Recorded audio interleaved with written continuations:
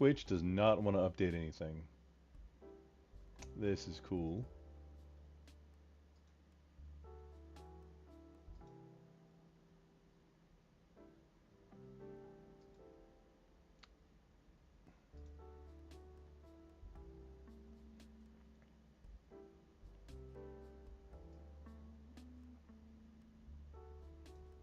Twitch does not want to update anything. Oh, okay. There we've got stream going.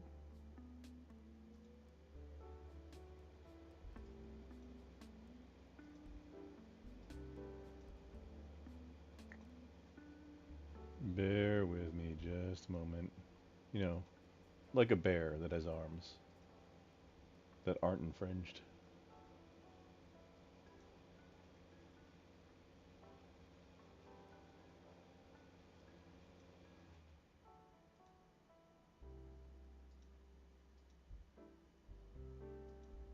Bears.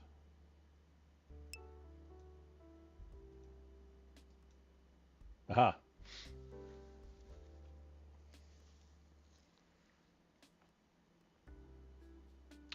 Orange hue. What is a goXLR? The goXLR is this thing right here. That's what my microphone usually feeds into. I kind of spilled onto it, so I gotta disassemble, clean the whole thing, and I actually needed to lubricate the sliders anyway, especially this one and this one, and then put it all back together. There are even some bonus parts from the last time I did this, 3-ish months ago, I think, that I might want to figure out where they went. There's some standoffs that look important. Someone needs to repaint the X. Oh no, the X, it's there. It lights up when it's on, I think. Put in rice, boil for 5 minutes, top with ranch dressing. You know what? I think you might have the solution. I don't know if it's like a final one or anything, but that definitely sounds like a solution. And I'm here for it. You know, I I can't disagree. The logic is flawless.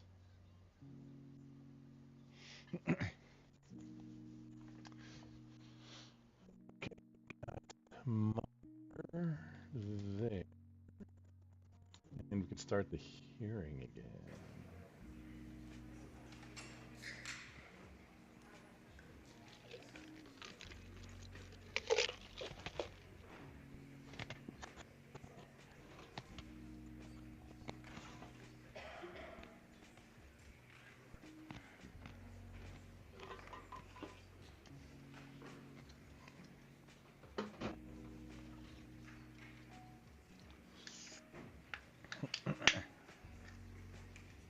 I think that's May. Oh yeah, Miss Mace. She's on the team now too. On the right,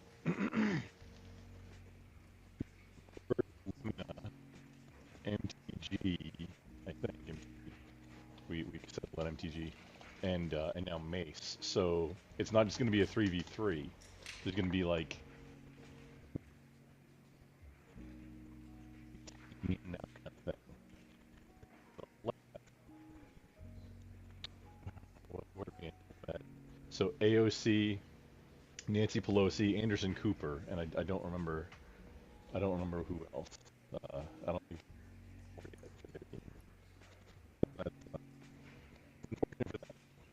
for the Jello wrestling, like congressional Jello wrestling. Good morning. This joint hearing of the Devi Subcommittee on Luna, good Cybersecurity, evening. Information Technology, and Government Innovation and the Subcommittee on National Security, the Border, and Foreign Affairs will come to order. Good morning and welcome, everyone. Without objection, the chair may declare a recess at any time, and I recognize myself for the purpose of making an opening statement right now. Good morning and welcome to today's historic hearing, which I'm co-chairing with Mr. Grothman, whose subcommittee held an important hearing on this topic last year. I want to thank my My colleagues on headset, the Oversight okay, Committee, my including headset, Mr. me Burchett, hearing was cutting in and Mr. out, so I totally Burleson, believe it. Thank you, Ms. Orange Hue. Luna, Mr. I very much appreciate Moskowitz, that. Mr. Garcia, It's just a for their wireless headset relentless thing. This is a Turtle drive to get Beach. Would not answers recommend. on UAPs. They've been steadfast in demanding transparency on the sightings reported by military pilots and armed forces. Their commitment to digging for the truth is exactly what this country needs to cut through the secrecy surrounding this issue. And many high-ranking individuals in the military and intelligence communities believe UAPs demand greater attention, and thus the purpose for this hearing today. Former National Security Advisor H.R. McMaster said on Bill Maher's program that, quote, there are phenomena that have been witnessed by multiple people that are just inexplicable by the science available to us. Orange Hue, this was Army Colonel Carl Nell, a week member ago. of the federal government UAP task force, said at a conference I this had this past one May pulled that up, queued up to non-human review. intelligence exists. Non-human intelligence has been Oh man, interacting I with could not humanity. find This the interaction raw is not source new. for the It has been ongoing, and there are the unelected Durban people hearing. in the government that are aware of that. But UAPs I couldn't remain even find when controversial exactly it topic. happened. It was sometime I'm not also in the going last to week or name so. names, I couldn't but there find are it. certain individuals who didn't want this hearing to I happen wanted to have because that they one too, because feared there it was might some be nonsense disclosed. going on in that But we hearing. stood firm. No amount of outside pressure would ever keep me from pursuing a subject to ground from hell. And I've had kind of high a water. On that score, I want to thank our witnesses for being here. if I could steal the phrasing from Chuck Schumer, I've had a whirlwind of a week. So I haven't gone live all week, and it's you know, not the goal, but it was a really good week. We have before us a panel of individuals accomplished in the military, in civilian government, in science, and in journalism. Some of the testimony you will hear them deliver today does not reflect well on influential individuals and agencies within the U.S. federal government and perhaps some of our contractors. Yeah, seriously, there's a It's never lot easy of to present such information publicly. things So I coming out about, appreciate you know, the your UFOs witnesses lately. voluntarily agreeing to being here today. This hearing is intended to help Congress and the American people to learn the extent of the programs and activities our government has engaged in with respect to UAPs and what knowledge it has yielded. This includes, of course, any knowledge of extraterrestrial life or technology of non-human origin. If government-funded research on UAPs has not yielded any useful knowledge, we also need to know those facts. Taxpayers deserve to know how much has it been invested, how much has been spent. They shouldn't be kept in the dark to spare the Pentagon a little bit of embarrassment. The reality is, despite their enormous taxpayer-funded budgets, the transparency of the Defense Department and the intelligence community have long been abysmal. The Pentagon has failed 6 consecutive audits. In fact, it's never actually passed one. Adding to this is a runaway overclassification of documents and materials, a reluctance to declassify materials when appropriate, and at times an outright refusal to share critical information with Congress. In short, it's not a track Oh record. yeah, you gotta turn the that microphone on. instills I got the trust. screwdriver going, So so Congress has tried in recent years to lift the muted. veil and find out if information about UAPs You gotta think has been when withheld. it Not became only from public the that hey, American public, but UFOs also are from real, their elected it's like it wasn't representatives even a in big deal Congress. because there was that Part of the much transparency else effort going was on legislation created in the Pentagon, that it was just the small All-Domain little news. Anomaly Resolution Office, or ARROW, but the new office is struggling to get its footing. A recent statutorily required report from ARROW, intended to illuminate this up the just a little government's bit. historic assessment of UAPs, was heavily criticized by those seeking UAP transparency. There we go. Test 1, 2. The report has stoked suspicions Maybe ARROW is there-ish. unable or perhaps unwilling Is that a, like, to right bring here? forward the truth about Is that the a good government's mix? activities concerning UAPs. I'm disturbed that ARROW itself lacks transparency. Even its budget. No, is no, no, kept no, no, from no. the public. Aren't you? They're not in So cahoots if with there is no aliens. there to there, Well, then why are well, we spending money on it, and by how I don't want to much? say in cahoots Why with, the but they secrecy? are If it's really the no lizard big people. deal and there's nothing there, why hide it from the American people? Because I'm not a mathematician, but I can tell you that doesn't add up. I expect some of our witnesses to share their views you know, on that Arrow report. something, We will also hear from turn the the witnesses dogs gay, today something like that. allegations of UAP-related misinformation and disinformation by government officials, of which they are personally aware and directly experience. And we will hear testimony today concerning recent revelations about a purportedly secret UAP program whose existence and findings may have been improperly withheld from Congress. But before we get to the witnesses, we're going to have a few more opening statements from our colleagues. And one thing I wanted to add at the end of my closing statement is there is a made a mistake getting the document actual Dremel one. that will be entered into the congressional record today. Mr. Tim Burchett from Tennessee has this document, and we just distributed it to every member up here on the The dais schematic? of Nah, this I just wing it. document. But this is going to I've be done the this. I've been doing this document from for the Pentagon long enough about where immaculate I know what I'm looking at. constellation that Michael It's not a big deal. Schellenberger delivered to And this one Congress specifically, today. I've taken So this thank one you, Mr. apart already. Schellenberger, for this information. We are all reading it in real time now, and Mr. Burchett will enter it into the record. But 12 pages about this unacknowledged special access program that your government says does not exist. So with that, I would acknowledge my colleagues, Mr. Garcia. I want to say, first of all, to Mr. Connolly, who cannot be here today, the ranking member on my subcommittee on cybersecurity, I want to say that I was greatly saddened to hear about the recent news of Mr. Connolly's cancer diagnosis. And I want to convey to him and to all of our colleagues, we wish our very best to you and a full and speedy recovery. And with that, I would acknowledge Mr. Garcia for 5 minutes. Thank you.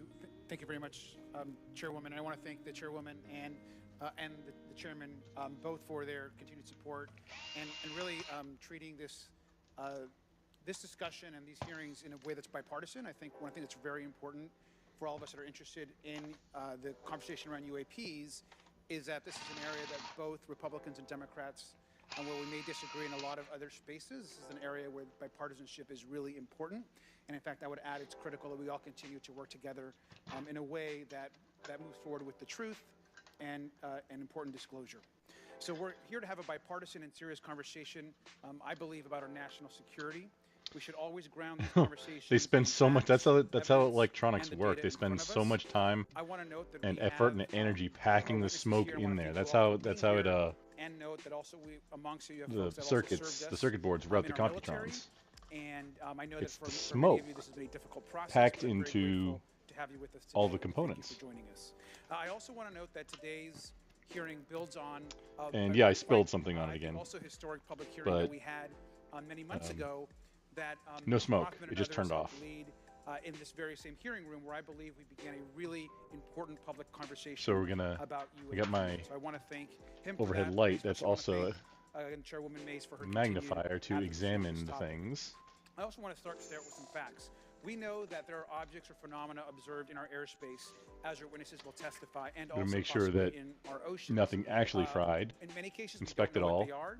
clean This is, it, of course, why we're lubricate it discussing for the UAPs. moving parts, Now, the all-domain and then anomalous put it all back office together Arrow again. has reported hundreds it of out. UAPs that remain, quote, uncharacterized and unattributed, and which, quote, appear to have demonstrated unusual flight characteristics or performance capabilities and require. Oh yeah, this further thing's great. analysis It's of our own, like it's Arrow silicone, office. Now, we shouldn't prejudge what they might be. and then it's got I'm little certainly not going to compartments, in the evidence, but what we are and then little detecting parts things, and we know that trays, we and don't some understand of them, and this is worth investigating. it's really The cool. American people have legitimate I highly concerns, recommend. and I believe it's critical that Congress should help address them. This is about the truth and science and facts. Now, transparency and faith in our institutions is vital in a good democracy. Now, I'm proud to say this hearing will build on that important bipartisan This work. and I wanna this thank whole everyone assembly here involved, was really including tricky. I remember members last of time. our committee. Now, in our last hearing in July, we heard testimony that a significant number of pilots of major airlines have witnessed UAPs as well, but have no real confidential way of reporting them to the government. We heard that commercial pilots who encounter UAPs may be hesitant to speak openly due to stigma or fear of retaliation. We also know that Arrow has reported that, and I want to quote, that most reports still reflect a bias towards restricted military airspace, a result of reporting from military personnel and sensors present in such areas. And so the lack of ability for civilian pilots raises real safety concerns and limits our ability to understand UAPs. This is a particular piece of this conversation that I am very interested in. Now, our last hearing inspired us to introduce the Safe Airspace for Americans Act, joined by Chairman Grothman, Chairwoman Mace, and a bipartisan group of co-sponsors. I see some of our leaders from Safe Airspace for Americans Act here, and that would create a safe reporting for UAP process, which we want to continue to do. Now, members of both parties and senior officials in multiple administrations have now taken an interest in this issue. Mainstream media, in many cases, is beginning to take more of an interest in this issue, and we should all be proud to carry that work and build confidence for the American people. I believe we can always be more transparent. To me, this hearing and others are simply about the truth and getting to the facts of what these UAPs actually are. It's very important that we show that Democrats and Republicans in Congress can work together. Oh yeah, this thing is. And look for a serious. This thing right here. This is great. I'm not going to say it's one of the best tools I have. My label maker, 100%, industrial label maker. I got actually a few of them now at this point. Best tool by far, most used tool at least. To gather more information. Finally, just want to add that those even more than here, like on this dais, many of us have a ratchet socket driver also in classified these days briefings as well, and where we have also gained a lot of important, I think, and interesting information. There it is. At least I personally have. And so, with that information, we want to continue today's hearing, and I thank all of our witnesses for being here. And with that, I'd like to yield back. Thank you, Mr. Garcia, and I'd now like to recognize Mr. Grothman for a 5-minute introduction. Thank you. Good morning. I think I should really kind of turn this. There's not a. Oh wait, can I put it on this monitor? Can I mount it over here? Will that dox me? No, I don't think so. Just got some boxes of storage stuff over there. Okay, no biggie.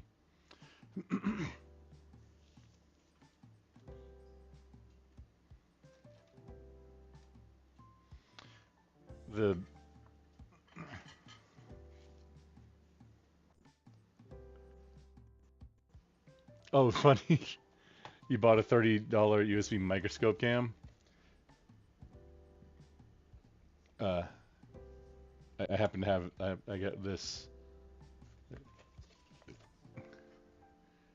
right next to my my work area here. It's like using like a U-shaped desk. That's like not it didn't come that way. I just added onto it. A USB. It's like an endoscope. I don't know. You can tell because it doesn't have any brand name on it that it's going to be high quality, but it's also made out of Chinesium. I might have got this on like AliExpress, I'm not sure, and I don't think I've ever tested it. But man, like half the cameras I've ever bought, like USB cameras I've ever bought, have been from either a Chinese vendor on Amazon or like from AliExpress, and they're fine. They're not going to be the highest quality. Like I'm using this isn't a Brio. It's like a Logitech, either C920 or 922. But just because I wanted to be able to record higher, I stream in 720p. It doesn't take that much at 30 frames. And my camera that this one's going to be on is never that high.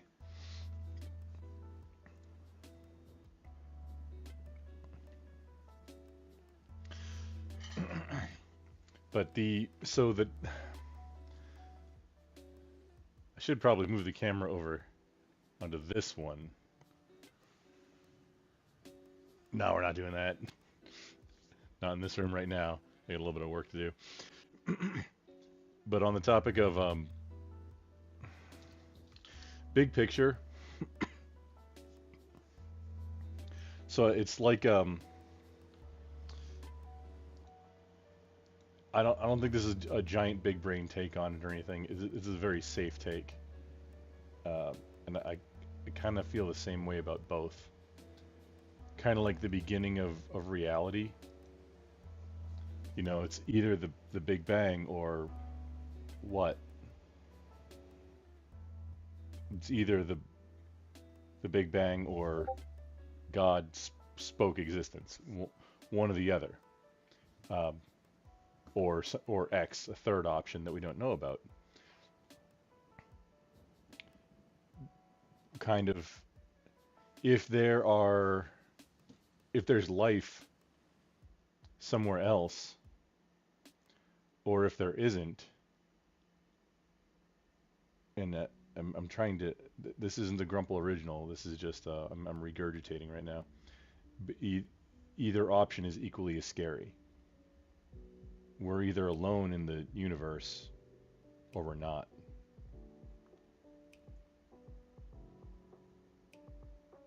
And I don't know which one makes more sense.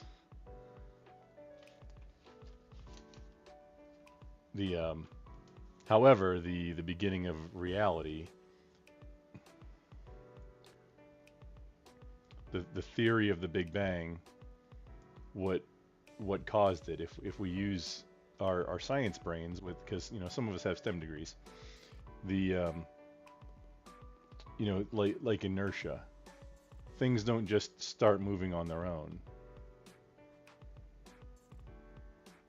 unless there's sentience involved, or something to make it happen. They don't just start moving on their own. Or chemical reactions, say, don't just happen. There's something reacts with something else that it comes into contact with, or the introduction of a catalyst or something. It doesn't just happen. So how did the Big Bang happen? Well, that's a theory within a theory.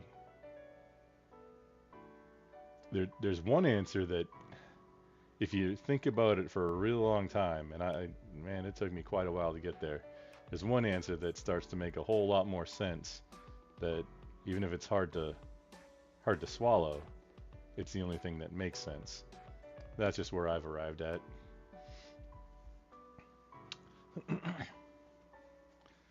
Oh, Mr. Bill, good evening, sir. Look up a maid service in my area. I mean, that's there's hot maids in your area looking to mingle.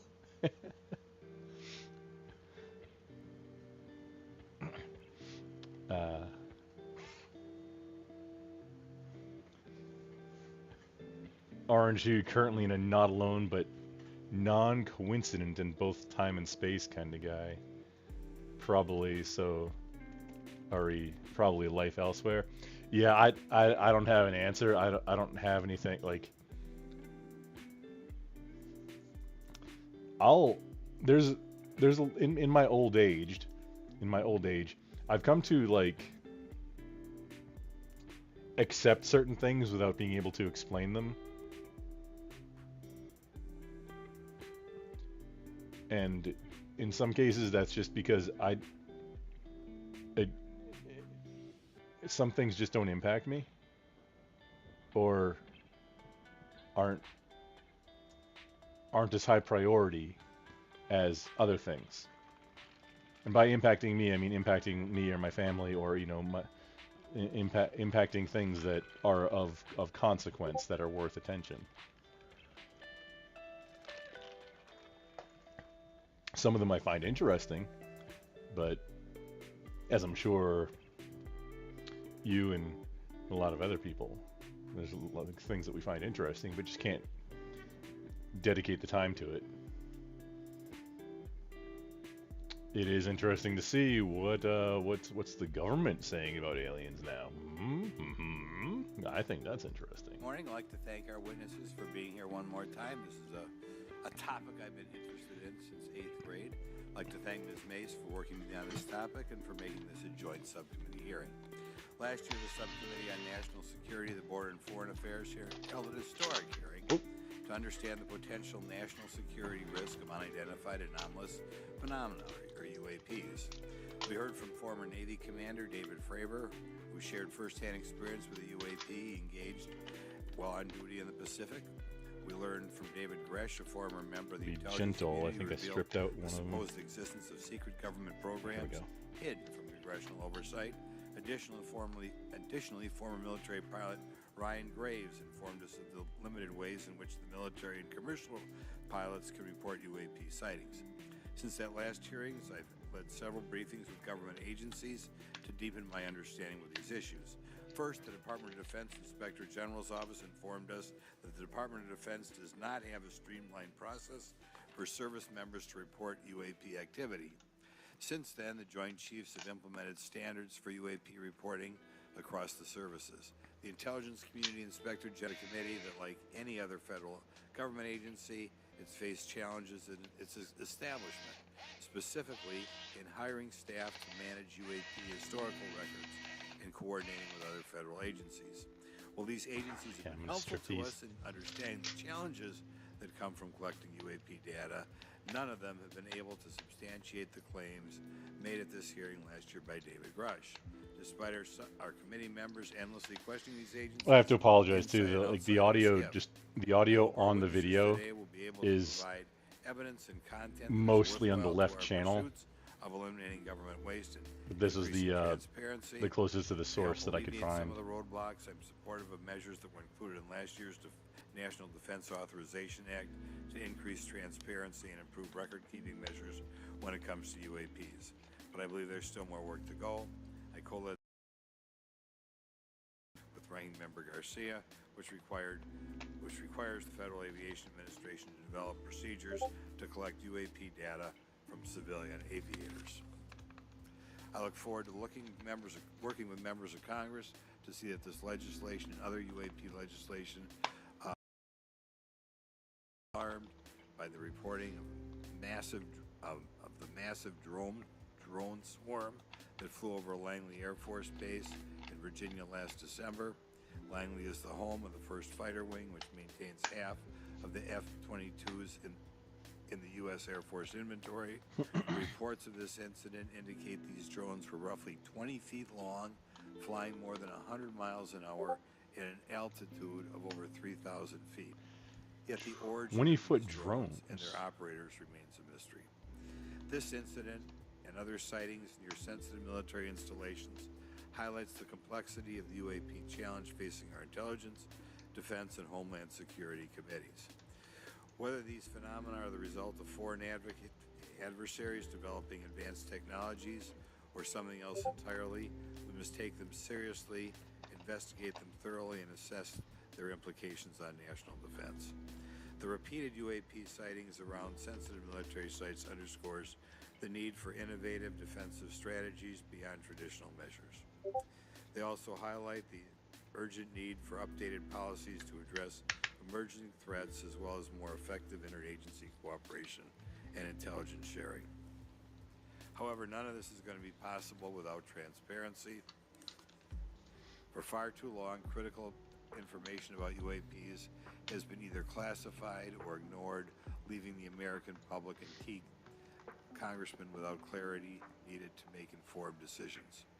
Declassifying reports and fostering a more open dialogue about UAPs will not only increase the public trust, but also encourage collaboration between government, the scientific community, and our allies. Quite frankly, there's been things that have been kept secret that is, I think, old enough that there is no reason it shouldn't be released, regardless of any so-called, private information.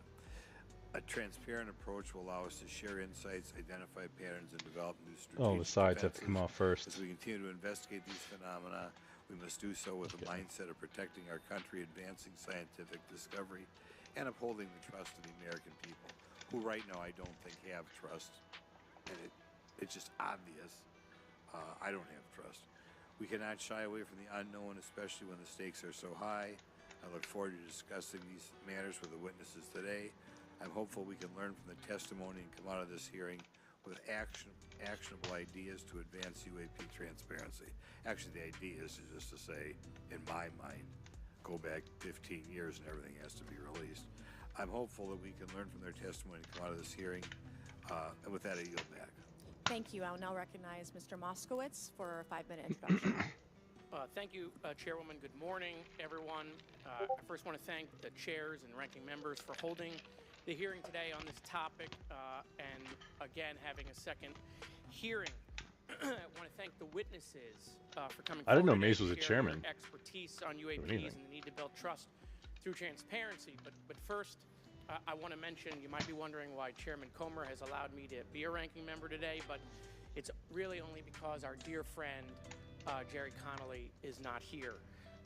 As Chairwoman Mace mentioned, he was diagnosed with esophageal cancer, and all of us on this committee know Jerry, and he's a fighter, and we're praying for him and hoping for his speedy recovery. So today's hearing marks this committee's second meeting dedicated to UAP transparency. I was pleased, as I know all of us are, on the bipartisanship that existed in last year's hearing, and even though we can't talk about what happens in the classified settings, the bipartisanship that has existed in those settings with the questions members have asked. Last year's hearing was a great example of open dialogue about UAPs, and we must remain committed to sharing information with the American people. And I think you see that commitment based on the people here and the commitment across the political spectrum. I personally have worked with multiple members of this committee, but I want to particularly thank Congressmen Burchett, Mace, Luna, and Garcia for working on bipartisan pieces of legislation. Yeah, Mace and In Luna. recent years, Congress has taken numerous bipartisan steps towards greater transparency. In 2022, in the NDAA, we created the All-Domain Anomaly Resolution Office to investigate unidentified flying objects. Boo, NDAA. Following Aero, along with ODNI, released an unclassified report on UAP sightings. Of the 366 sightings included in the report, 171 remain uncharacterized, with some of these appearing to have demonstrated unusual flight characteristics or performance capabilities. That's a nice way of saying we don't want to tell you what they are. In March, Aero revealed a report on the historical record of U.S. government involvement with UAPs, which covered investigatory efforts going back from 1945 to the present day. Earlier this year, I joined Congressman Burchett to introduce the UAP Transparency Act, which would require the declassification of all documents related to UAPs with many other members of this committee. In fiscal year 2024, the NDAA required the National Archives and Records Administration to establish the Unidentified Anonymous Phenomena Records Collection. This collection will include digital copies of all unidentified UAP records that can be publicly disclosed. This commitment in transparency is vitally important, and unnecessary overclassification has led to a void of information, which has allowed theories over the decades to foster. When the American people and members of Congress ask, are reports of UAPs credible, we're met with stonewalling. We're met with responses of I can't tell you, and in fact, we're met with people not wanting us to have hearings. We're met with people not wanting us to ask you questions. In fact, many of us were told not to ask some of you certain questions on certain topics. In a time of heightened distrust of our government institutions, I believe more transparency is not only needed, but is possible. And obviously we can respect national security limits, but we also have to provide our constituents with the information and oversight that they have tasked us for. As part of this, government agencies must maintain open lines of communication with members of Congress. And there are regular questions that Americans have. What are UAPs? Are they real? Are they ours? How has this technology been developed? How do they get funded? Right? And now we've seen this has gone from a long time ago where you could discredit people because it's some guy living in a Winnebago. You're able to see people now. These are pilots. These are military. These are folks with serious backgrounds. This has changed the face of this because now we have video. People will have questions. We know there are advanced technology programs. Almost 15 years ago, Probably one of those lithium. came out of Area 51 to go after Osama bin Laden. And the only reason we know about that is because one of those helicopters was downed. Americans have questions about whistleblowers who have come forward to talk about retribution. And so I want to thank everyone for being involved These are fine. today on trying to get more transparency. This has been bipartisan, bicameral, and As we get into a new administration, the President-elect has talked about opportunities to declassify information on UAPs, and I hope he lives up to that promise. And with that, I yield back. Okay, thank you, Mr. Moskowitz. And I would now, committee staff asked me to go ahead and I will do it, to enter into the congressional record this 12-page document that Michael Schellenberger brought today that describes the Immaculate Constellation government program. So we will do that now. Every member up here has a copy of it. The first section talks about the unacknowledged special access program called Immaculate Constellation, and the second section about some imagery, intelligence, I think it's some white lithium. Representative Luna just told me if I white say lithium Immaculate conductive, Constellation, I'll be on some list. Maybe a FISA warrant, so come at me, bro, I guess. But without objection, entered in the record. All right, so next we will introduce our witnesses for today's hearing. Thank you so much for being here. Our first witness is retired Rear Admiral Tim Gallaudet, who retired from the U.S. Navy and is now the Chief Executive Officer at Ocean STL Consulting. Our second witness is Mr. Lou Elizondo, a former Department of Defense official and author of a recent bestseller book about UAPs. Our third witness is Mr. Michael Schellenberger, founder of the newsletter Public and author of a recent journalistic piece about special access programs, including one widely identified as Immaculate Constellation. I swear the staff wants me on a list. Okay. And our last witness today is Mr. Michael Gold, a former NASA official who is also a member of the NASA UAP Independent Study Team. Welcome, everyone. We are pleased to have you today. White lithium is non-conductive. The witnesses will please stand and raise your right hands. This is where it gets real.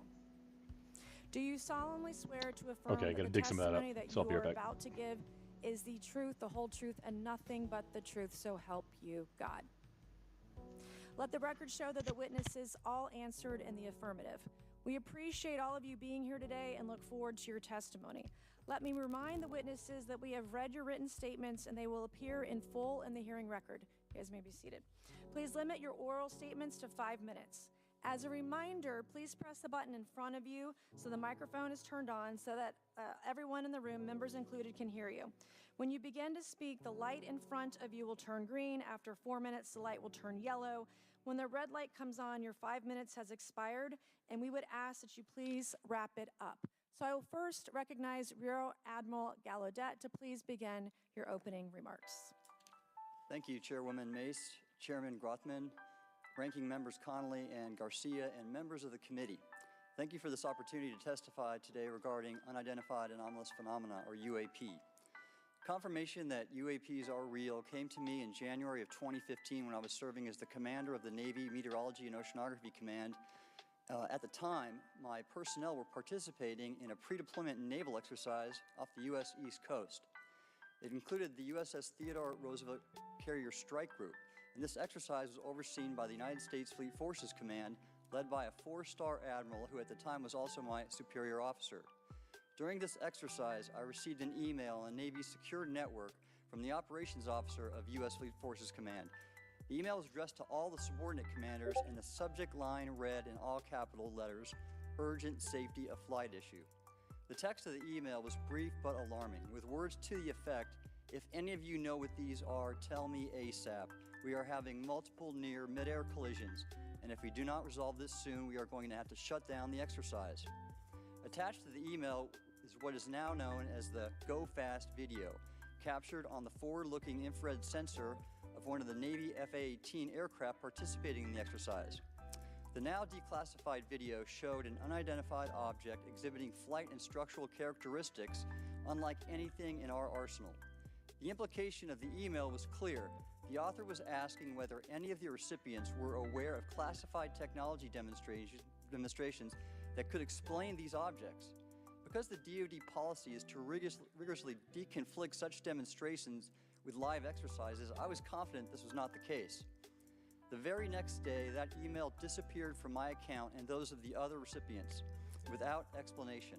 Moreover, the commander of Fleet Forces Command and the operations officer never discussed the subject, even during weekly meetings specifically designed to address issues affecting exercises like the one in which the Theodore Roosevelt Strike Group was participating.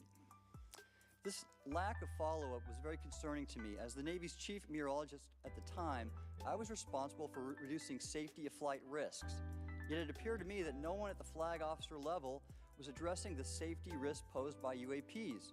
Instead, pilots were left to mitigate these threats on their own without guidance or support. I concluded that the UAP information must have been classified within a special access program managed by an intelligence agency. That is a compartmented program that even senior officials, including myself, were not read into. Last year's UAP hearing before this Oversight Committee confirmed that UAP-related information is being withheld from senior officials and members of Congress. And just this week, I learned from former DoD official Chris Mellon that satellite imagery of UAP from a few years ago still has not been shared with Congress. Equally concerning, last year's UAP hearing also revealed that elements of the government are engaged in a disinformation campaign to include personal attacks designed to discredit UAP whistleblowers. Having never signed a non-disclosure agreement regarding UAPs, and now as a private citizen, I've become an advocate for greater UAP transparency from the government. The continued overclassification surrounding UAPs has not only hindered our ability to effectively address these phenomena, but has also eroded trust in our institutions. While I applaud previous bipartisan legislation passed by Congress concerning UAPs, a more comprehensive approach is needed to address the broader implication of UAP on public safety and national security, as well as the socioeconomic opportunities that open UAP research could unlock. Therefore, I recommend Congress take the following action, which I believe will receive bipartisan support. First, establish robust oversight of the executive branch's management of UAP information by directing key officials, beginning with the director of the DoD's All-Domain Anomaly Resolution Office, to provide comprehensive briefings on what the government knows about UAP and does not know. Two, enact the provisions of the UAP Disclosure Act that establish a UAP Records Review Board to ensure independent oversight, transparency, and accountability in the government's handling of UAP information. And three, strengthen the UAP Disclosure Act and future reauthorizations with provisions that mandate a whole-of-government approach to addressing UAP. In closing, I will share my personal reasons for speaking out on this topic. First, as a former science agency leader, having led the National Oceanic and Atmospheric Administration, I've always sought the truth in human knowledge and thought.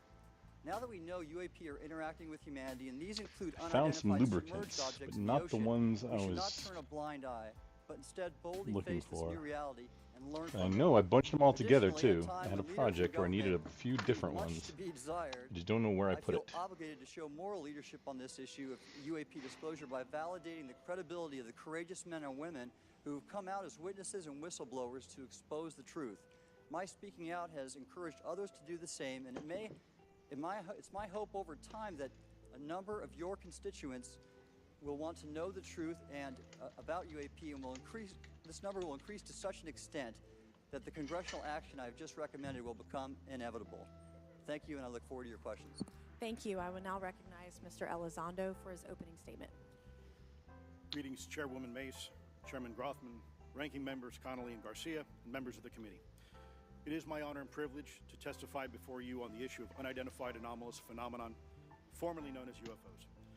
On behalf of our brave men and women in uniform and across the intelligence community, as well as my fellow Americans who have awaited this day, My fellow thank you for Americans. your leadership on this important matter. Let me be clear. UAP are real. Let me be clear. Advanced technologies Oh, man. not made by our government or any other government are monitoring sensitive military installations around the globe. Furthermore, the U.S. is in possession of UAP technologies, as are some of our adversaries. Need to make I believe we are in the midst of a Little multi-decade secretive arms race, one funded by misallocated put some taxpayer rubbing dollars alcohol into and hidden from our Eric Da elected Vinci. representatives and oversight bodies. good evening. For many years, I was entrusted with protecting some of our nation's most sensitive programs.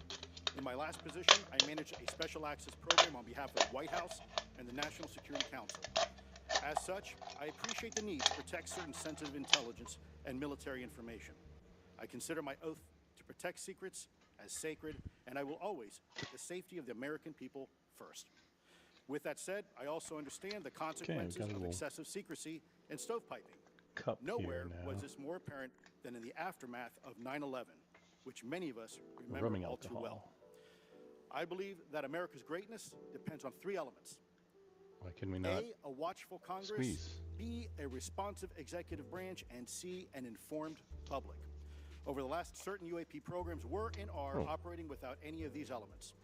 Although much of my government This work thing on the is a UAP goXLR, subject still remains and classified, it is what excessive my secrecy microphone has led is to usually grave plugged into. misdeeds against loyal civil servants, It is military not currently personnel, functional and the because public, I all to hide spilled the fact a that we are giant not drink alone into it. in the cosmos. So that's why I'm using a headset mic right now. And it doesn't sound all that good. And Oh, intimidation there you that are. I've There's the personally camera. been victim to, along with many of my former colleagues. This Oh, includes good morning. unwarranted criminal Future investigations, future harassment, and traveler. efforts to destroy one's credibility.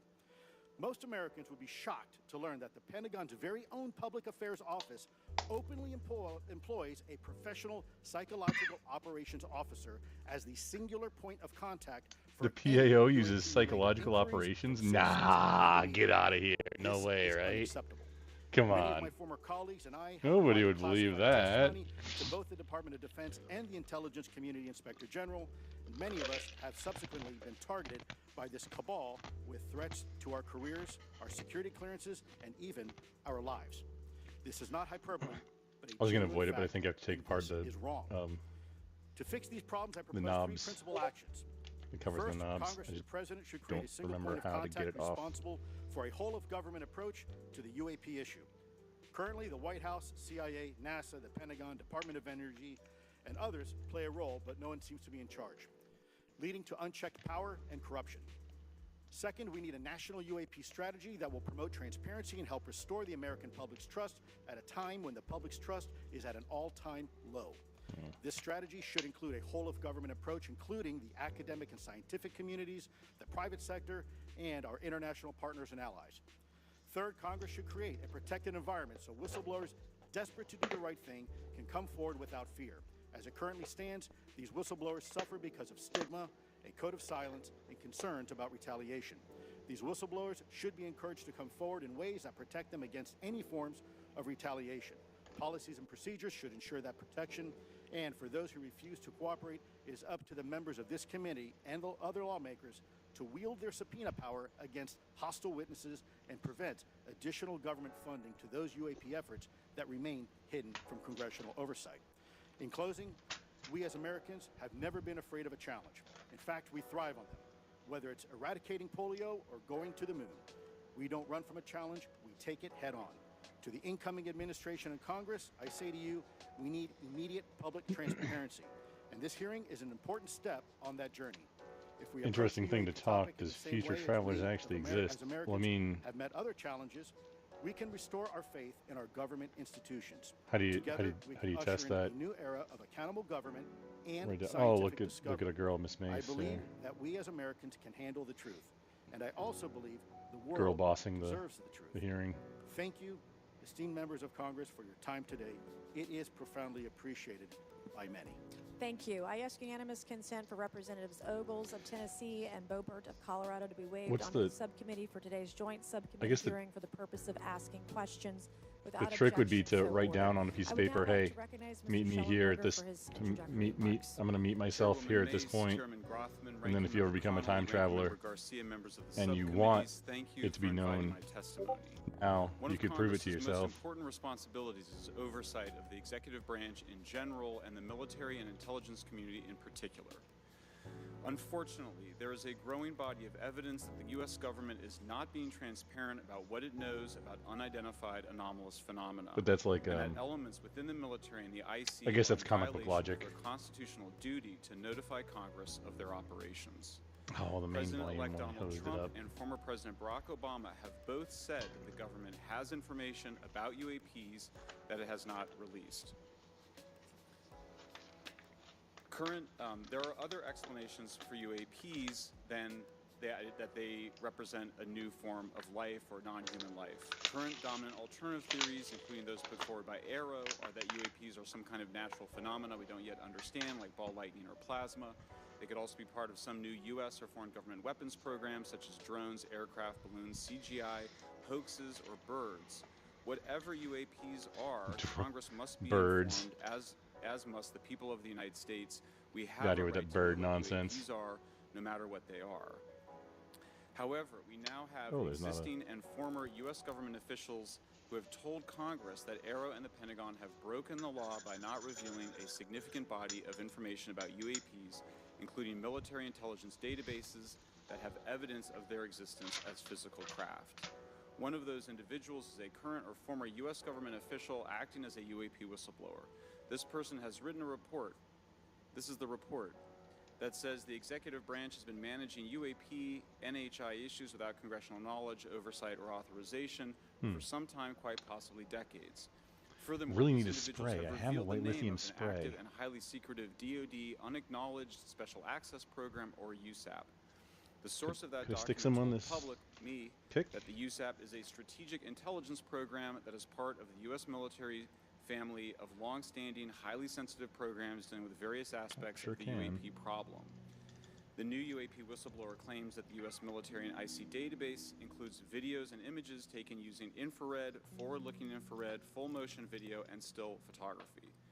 The report that was just shared with Congress says Immaculate Constellation serves as a FLIR, central FLIR, forward-looking infrared. It's like that consolidates observations looks like of Predator UAPs vision by both tasked and untasked collection platforms. Immaculate Constellation includes high-quality imagery intelligence and measurement and signature intelligence of UAPs, the whistleblower's report adds.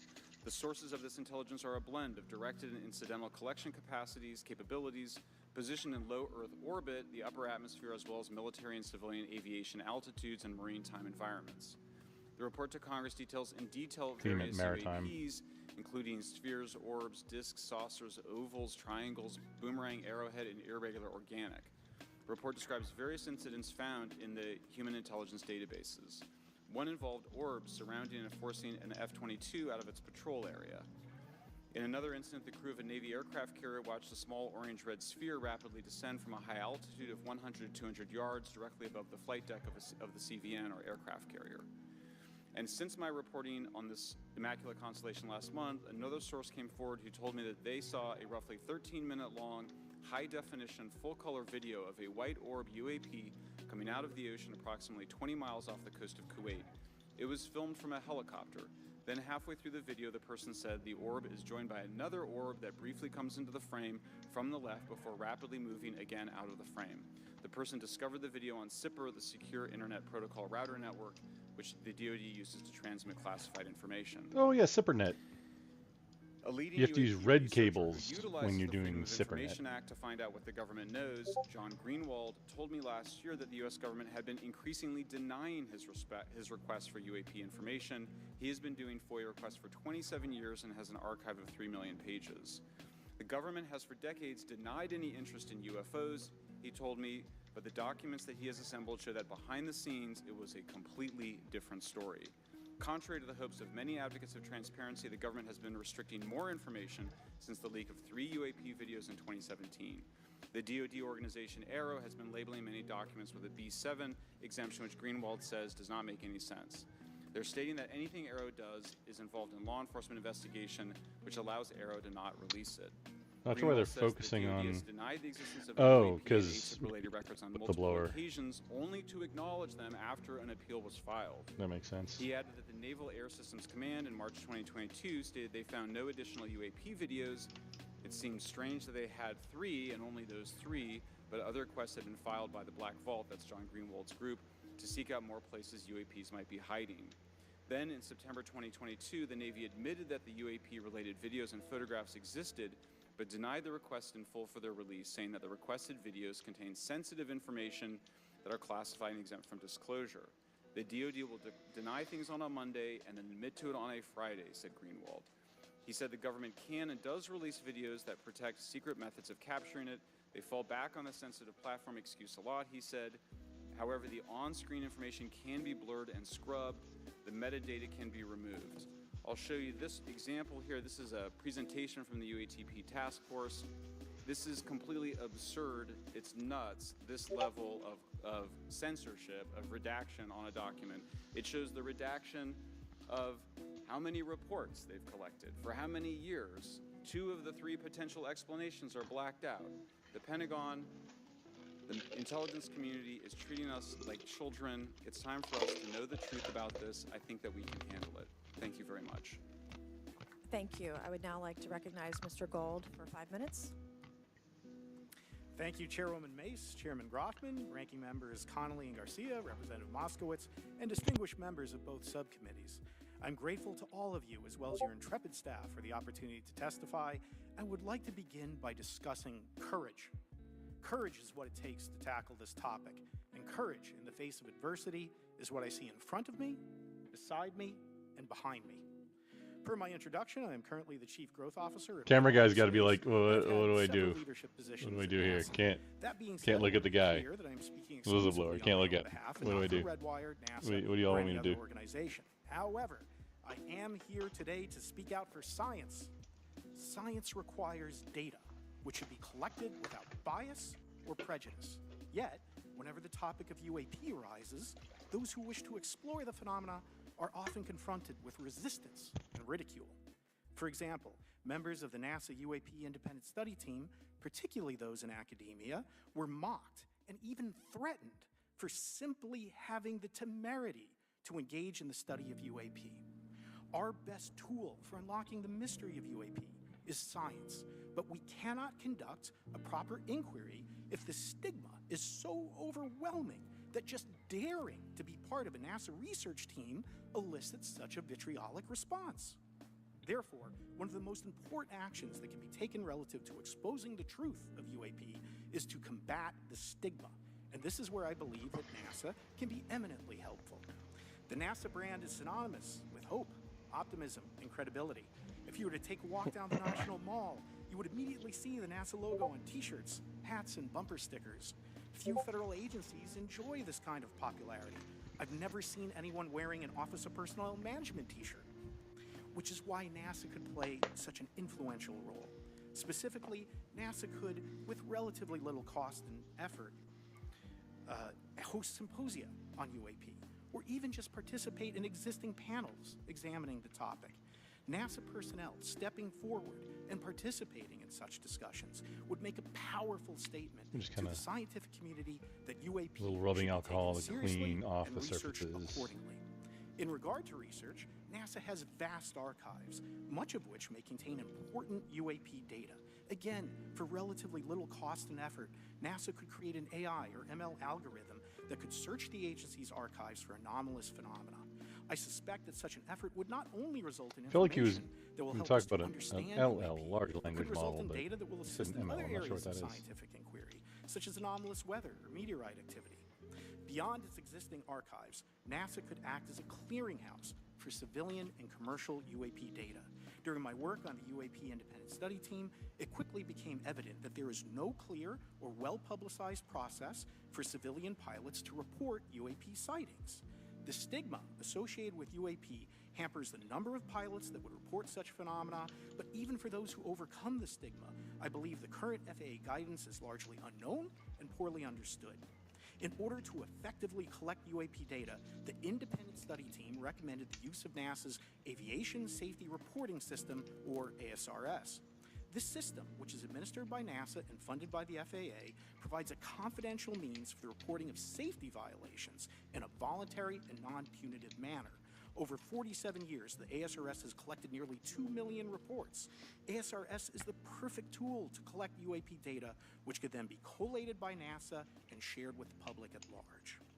Leveraging ASRS could create a treasure trove of UAP data, potentially hundreds of thousands of reports, supporting this hearing's goal of exposing the truth. And I'm grateful to our two co-chairs and other members who have already incorporated this idea into proposed legislation. At this hearing, and as others have demonstrated, the UAP issue is justifiably dominated by national security and defense. However, I would urge the subcommittees to keep in mind the numerous ways that NASA and the FAA, as well as commercial activities in the air, in space, and in the water, can generate a massive amount of invaluable data on anomalous phenomena. I cannot help but be excited by the potential for such an endeavor, since scientific discovery is driven by anomalies. It's the existence and study of anomalies that led to the theory of relativity, quantum mechanics, and nearly all of humanity's scientific breakthroughs. This is why the study of UAPs should be embraced, since whatever is occurring, the chance to garner new knowledge should never be ignored. We must be thorough in collecting information, fearless in making conclusions, and open to following the data, no matter how mundane or extraordinary. Let's see if a the straw results would may fit in be. there. I began this testimony by praising the Joint Subcommittee members for their courage, and I will end by echoing that sentiment. As the saying goes, the truth is out there. We just need to be bold enough and brave enough. Yeah, any, I'm not going to use this one because this is a regular WD-40 and you don't want to use that on electronics. 5 minutes of questioning.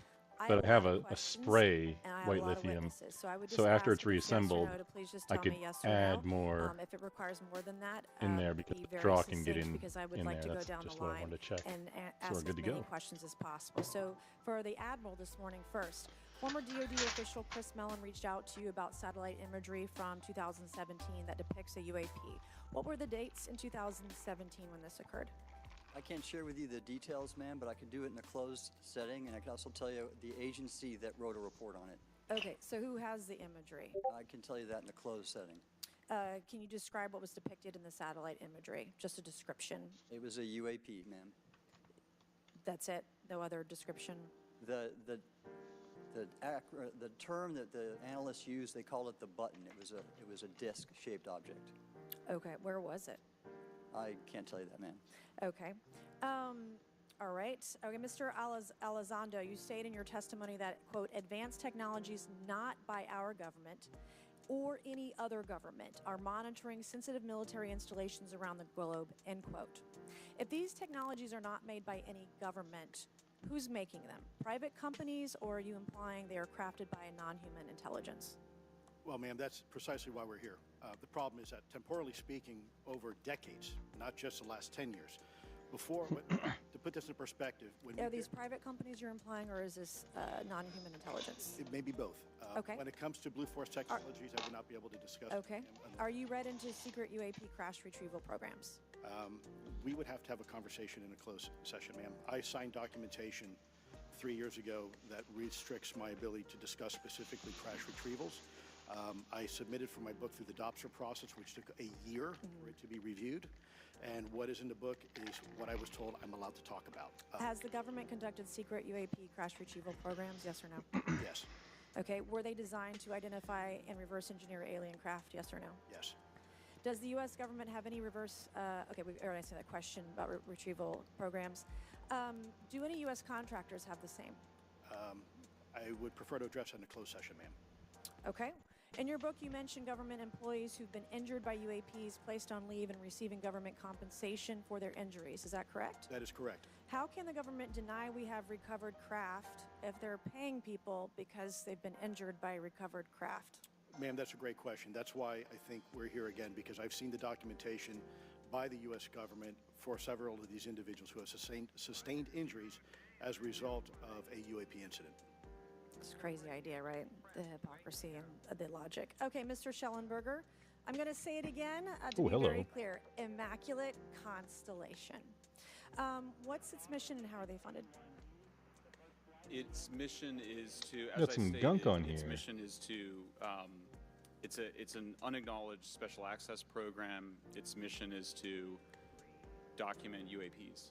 Okay, and do you, for your story and your report, do you have more than one credible source? I do. Sourcing, okay.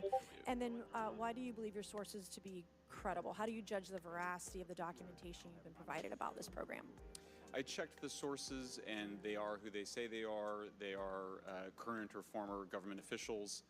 I wanted to also add that I did not specify that they were Defense Department employees. I didn't specify the agency nor the gender. Would they have included non-government employees, people that aren't employed by the government? These are, I'm comfortable saying that these are government or previously government employees. Any of them currently employed by a private contractor or private contractors? I'd rather not say. Okay.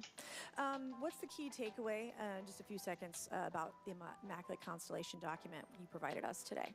I think that what the American people need to know is that the U.S. military and intelligence community are sitting on a huge amount of visual and other information, still photos, video photos, other sensor information, and they have for a very long time. And it's not those fuzzy photos and videos that we've been given. There's very clear, high res, high resolution. How many visuals, graphics, videos, photos? I mean, I've been told hundreds. maybe thousands. I mean, I also wanted to say, because there was some conversation around concern around the revealing of these materials, revealing the source collections, but some of these are shot from helicopters using normal videos of oceans. I just think that's absurd that somehow you're going to be revealing some secret U.S. technology by revealing that you've photographed orbs off the coast of Kuwait. Okay, thank you. I have 8 seconds. Mr. Gold, did the NASA Independent Study Team get briefed on what you call OSAP? Very quickly. I flagged the Advanced Aerospace Weapons System Application Program to our chair and our DFO. We did not get briefed, but I believe it is definitely worth looking into. That was probably the largest UAP review effort ever, and I think produced a lot of interesting data, including revealing Nimitz. I don't know if my fellow witness Lou might want. He did yeoman's work on it. Might want to comment. Okay. All right. I'm going to turn to Mr. Moskowitz, who will be recognized for 5 minutes of questioning. Thank you, Madam Chairwoman. So, Mr. Gold, you gave a whole diatribe for a couple of minutes about UAPs, science, data collection, stigma. A lot of non-believers in all of this would just ask a very simple question. Why? Why is it so hard? Right? Like, why are people, anytime they ask, why are they always not seeing thwarted? any damage Judged? Why is they always have or anything burnt out on this spread? one? Why There's is there another always board too. retribution? Why is it always met with an ear? What's the why? If it doesn't exist, why is it such a problem? I think if you go through the history of science, Representative, it is always difficult for breakthroughs and new information, regardless of whether it's UAP or any other kind of discovery. And in science, we're supposed to be open, but when you break with the orthodoxy of what's believed, whether it's Galileo saying that the Earth doesn't rotate, or the Earth rotates around the sun doesn't rotate around the Earth, it's always challenging for new beliefs. And the more extraordinary those discoveries, then the more extraordinary those new beliefs, it's very difficult. So I think this is natural. There's natural conservatism that when it comes to science, but this issue in particular has been very difficult, where again, even to attempt to study it becomes problematic. But every hearing like this, every news report, every video, documentaries, I was privileged to be part of something Dan Fair is putting together. I think many of us have interviewed for it, documented over 30 different government officials. Every brick in the wall will help get us closer to getting to the truth. I appreciate that. Mr. Elizondo, did I have that correct? Sir. I'm a recovering lawyer, so I'm going to put my hat on for a second. You said you signed a document. Love that. Who gave that to you? The U.S. government, sir. Okay, you have a copy of it? It is stored in a SCIF right now. I do not have possession of it. The U.S. government does. What department of the U.S. government gave you this document? I will say the Department of Defense. Unfortunately, I can't say in this forum much more than that. You specifically said the document said you can't talk about crash retrieval. Well, you can't talk about Fight Club if there's no Fight Club. Correct. Okay, I'm just making an observation. Yes, sir. So that document that you signed, that you said exists, specifically said you can't talk about crash retrieval. Correct, sir. It was a limitation on because already I'd been speaking publicly about the topic, and so the document said you can continue saying X, Y, Z, but you cannot discuss the topic. Give me the atmosphere of signing this document. You're in a room by yourself? I'm in a SCIF with a security officer, sir. Just one-on-one? Anybody else? There may have been an assistant as well. It was in a SCIF within a Department of Defense facility. Give me your background real quick. My background is I went to school to study microbiology and immunology, entered into the U.S. Army, and after a very short stint in military intelligence, I became a counterintelligence special agent. As a civilian, later on I became a special agent in charge, running investigations in counterterrorism and counterespionage. Interesting. With some experience in counterinsurgency and counter-narcotics. And then in 2009 timeframe, when I came back to the Pentagon after a tour with the Director of National Intelligence. This was underneath. I quickly became didn't part get dirty of a at all. program that was originally called OSAP that evolved into the program now called ATIP. Need to check for which damage. is where those videos that we now see, the Go Fast, the gimbal, the FLIR, that was part of our effort, sir. Right. So you're not some conspiracy theorist. You actually have a legitimate background. Well, sir, I'm certainly not a conspiracy theorist. I'm fact-based, just a fact. So when you're in this room, I want to paint the picture of everybody. You're in this room, you're by yourself, you're in a SCIF, you're handed a document. How long is the document? It's about a page front and back. So basically, you have some things they call SCIF trigraphs. is SCIF, Cannot, again, Secure talk- How Compartmentalized long were you Information given Facility. to sign the document? For As long as if I need anybody it, sir. doesn't And know. what if you didn't sign it? Well, I suspect there'd be repercussions. I wouldn't have access to certain information. Were you allowed to ask a lawyer, or You can't bring weren't allowed to phones talk- or weren't allowed to specifically ask for a lawyer Furbies. You to can't bring review the Furbies document? into a It was SCIF an either. option, but they probably wouldn't have Or any kind of allowed me to recording because device. The document itself is pretty explicit about you have to be. Wait, put me in an interest. The DoD documentation specifically mentions Furbies, or did 20 years ago. In the U.S. government that allow people to have access to certain programs, whether it's a special, and I'm going to be very generic here, whether it's a special access program or a controlled access program, SAP, That CAP, looks whatnot. good. How many people have to sign that document? It depends how many people are going to get access to the information, It's sir. AI. Okay. Last question, Doctor. Real quick. Eric Da Vinci, can you think it's tell AI? us about the What- Omaha incident What do you think is in AI? greater detail? I've read your background, right? Some people would label you as a member of the deep state. Oh, this is a maybe. Since you worked in government for a long period of time. But can you tell us more about that incident? You've written a lot about that. I wrote a lot about incidents like it, Congressman, but that specific incident involved the USS Omaha, the Littoral Combat Ship of the U.S. Navy operating off Southern California. I don't remember the exact date. It was within the last decade. Oh, no, this is just what 30. the watchstanders on the bridge observed was a UAP, again, something that was aloft but had no observable exhaust or control surfaces. So it was something that couldn't be explained. And then they saw it enter the water from the atmosphere and going through the air-sea interface. And so thus exhibiting transmedium travel. Thank you. I yield back. Thank you. I'll now recognize Mr. Grothman for 5 minutes of questioning. Yeah, we'll start with Mr. Gallaudet. During a previous UAP hearing, Navy Commander David Fravor discussed the TikTok object engaged in 2004. You familiar with the incident, the TikTok incident? Yes, sir. That's almost 20 years ago, right? Yes, sir. It's been said there are more videos, documents, and reports related to this incident. Do you believe the information regarding the TikTok incident should be available to all members of Congress? And in your expertise, what reason would the Department of Defense possibly have for not releasing information that's over 20 years old? Thank you, Congressman. I don't think there's any good reason to withhold information and important data, especially of national security concern from Congress. What would they say? I will speculate, sir, that they don't want to share that kind of information because it reveals weaknesses in our ability to monitor and protect our airspace. Okay. In your written testimony, you claim last year's UAP hearing before this Oversight Committee confirmed that UAP-related information is, well, it's not only being withheld, but that elements of the government are engaging in a disinformation campaign to include personal attacks designed to discredit UAP whistleblowers. Could you elaborate on that statement a little? Yes, sir. Earlier this year, I met with the DoD's All-Domain Anomaly Resolution Office, and what I thought would be a 90-minute meeting just to meet with leadership turned out to be an hours-long influence operation on me, where they attempted to convince me of the validity of the very flawed and error-ridden historical records report. In addition, they tried to have me question reassemble, very just valid plug it in real UAP quick. reports like the Tic Tac incident, and even coming to stating possibly that verify the Tic that Tac was American technology. And then, of course, if you ask David Fravor or Alex if it Dietrich, turns the two on and witnesses, they were convinced it was everything otherwise. gets recognized. And then, and they also Probably cast mess discredit up on my audio at the same time, various but UAP you know, whistleblowers we'll check it out. We'll and see. witnesses to question their validity and credibility as witnesses. Okay. We'll go to Mr. Elizondo. Hope I got that right, or not at least Close not enough, that sir. right.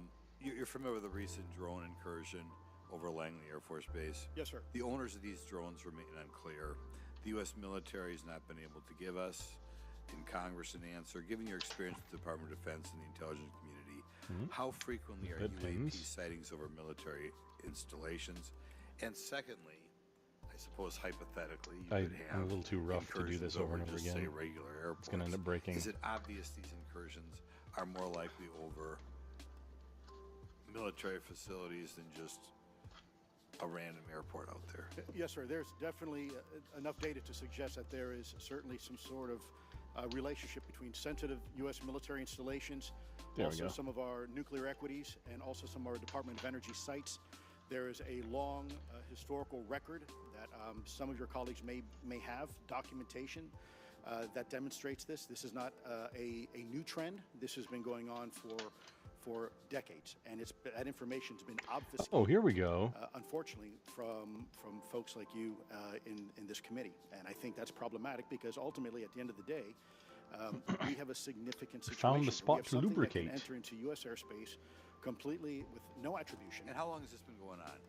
Sir, decades, and there's information that will hopefully be entered into the Can you records. think of any possible reason why they can't release any information they have on something, say, 15 or 20 years old? Sir, if I could echo my colleague here, Admiral Gallaudet, I think one of the big issues that we have in the intelligence community, Department of Defense, is we don't want to broadcast any potential vulnerabilities or weaknesses in our national defense systems or on intelligence collection platforms.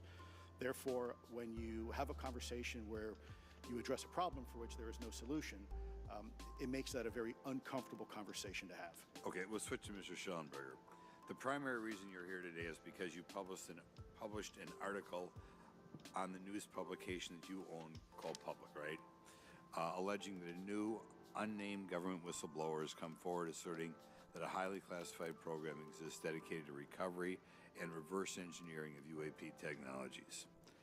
Can you give us what specific evidence you have or that your source provided you to substantiate the claims about the existence of the Immaculate Constellation program? Well, you have the report in front of you now, so you can see it for yourself. I checked the report, and I did not find it based on existing cases. It was new cases for me. I hadn't found anybody. So that answered for me that it was not obviously circular reporting, which is one of the big concerns in this space. I also had the name of the program confirmed by more than one additional source. So yeah, and then of course I checked to make sure that Just the a source lot of was grease. who they claim to be. Okay. It's a I should closed also system. say that when I said It's before a it was a closed little thing. database, There's it is no much bad broader downside program to than that. that. It also includes human intelligence, and then as you mentioned, Except the, that it can the track retrieval and the dirt. others. Any knowledge of what country these things originated in? Okay, here we No. go. Let's plug No, it I in. have no idea. Okay. Okay, I will now recognize Mr. Burchett for 5 minutes of questions. Thank you, Chair Lady. I request unanimous consent to enter into the record documents provided to us regarding legacy UAP programs and psychological operations through Elizondo. So ordered.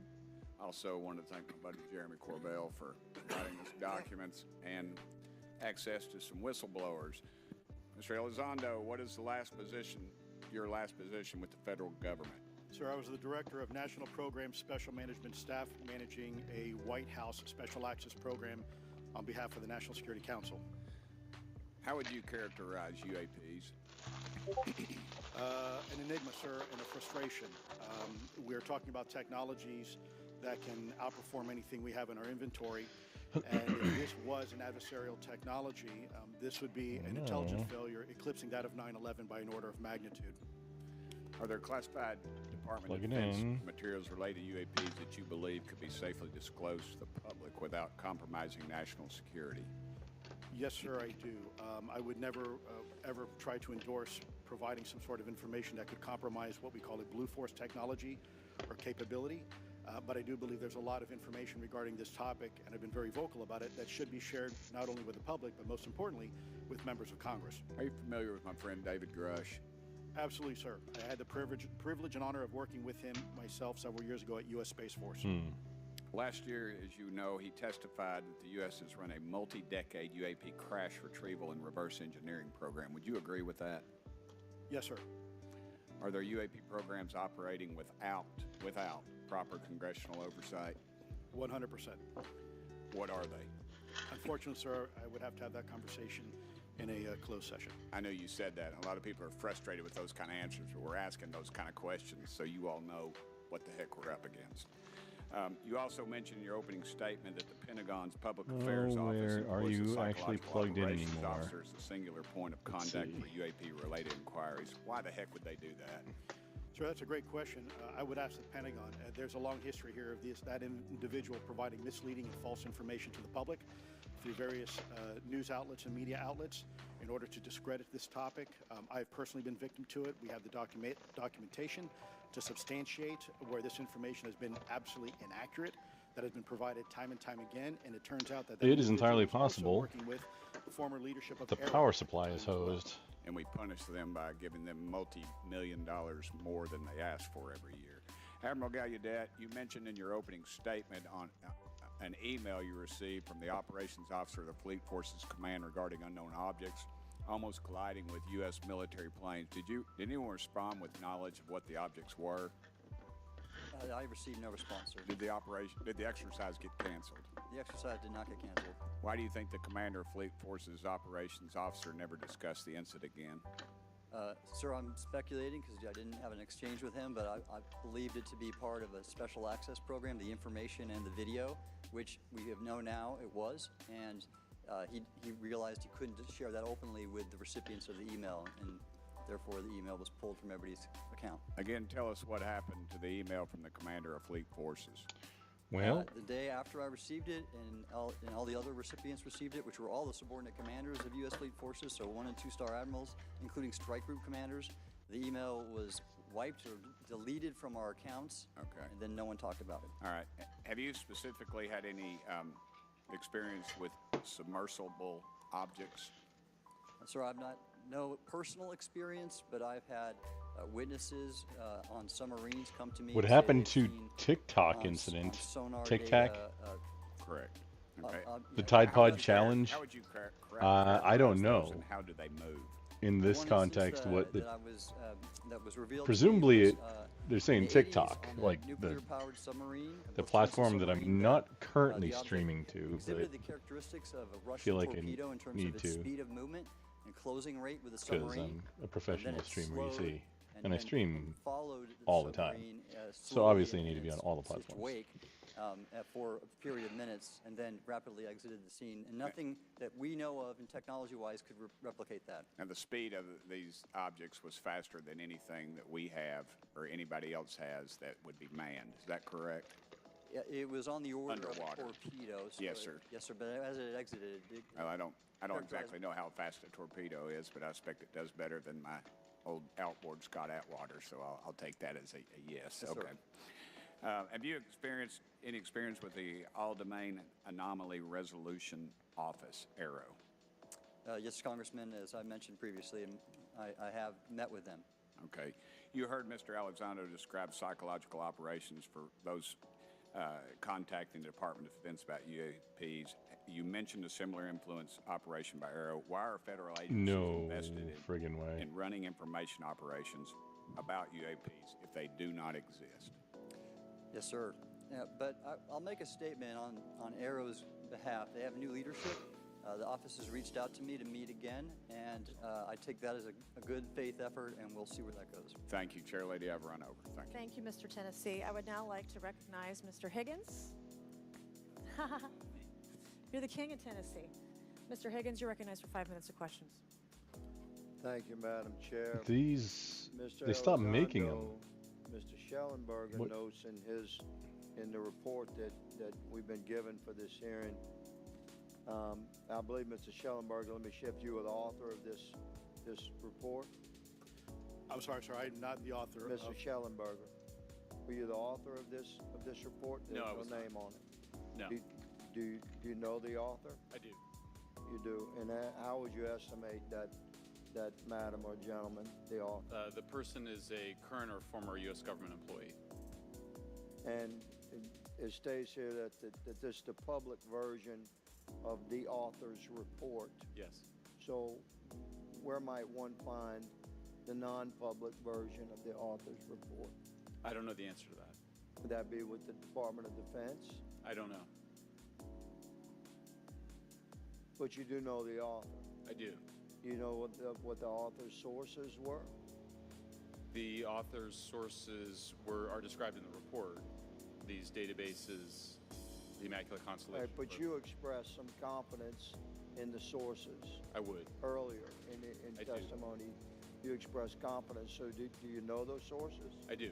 Are they within the Department of Defense? I can't say. You can't say or you won't say? I won't say. Okay, why not? Because I protect my sources, and I think the But you're not naming them. It's a big department.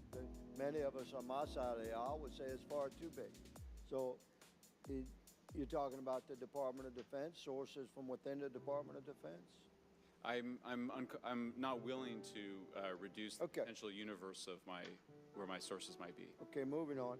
In this report, Mr. Elizondo, for reference, several types of allegedly alien craft or possibly alien craft or unknown aerial phenomena, what we used to call UFOs, are described. Spheres and orbs, discs and saucers, oval or tic-tac, triangular shape, Oh, boomerang and arrowhead, and irregular no, or you're organic. right. Mr. Elizondo, does Tic that Tac. summarize to you the types of craft that we're discussing? Not today? TikTok, Sir, but that is Tic a general Tac. morphology, historically speaking, of Okay, many UAP. so those descriptions are very different craft. Is it your assessment that they would come of different origins?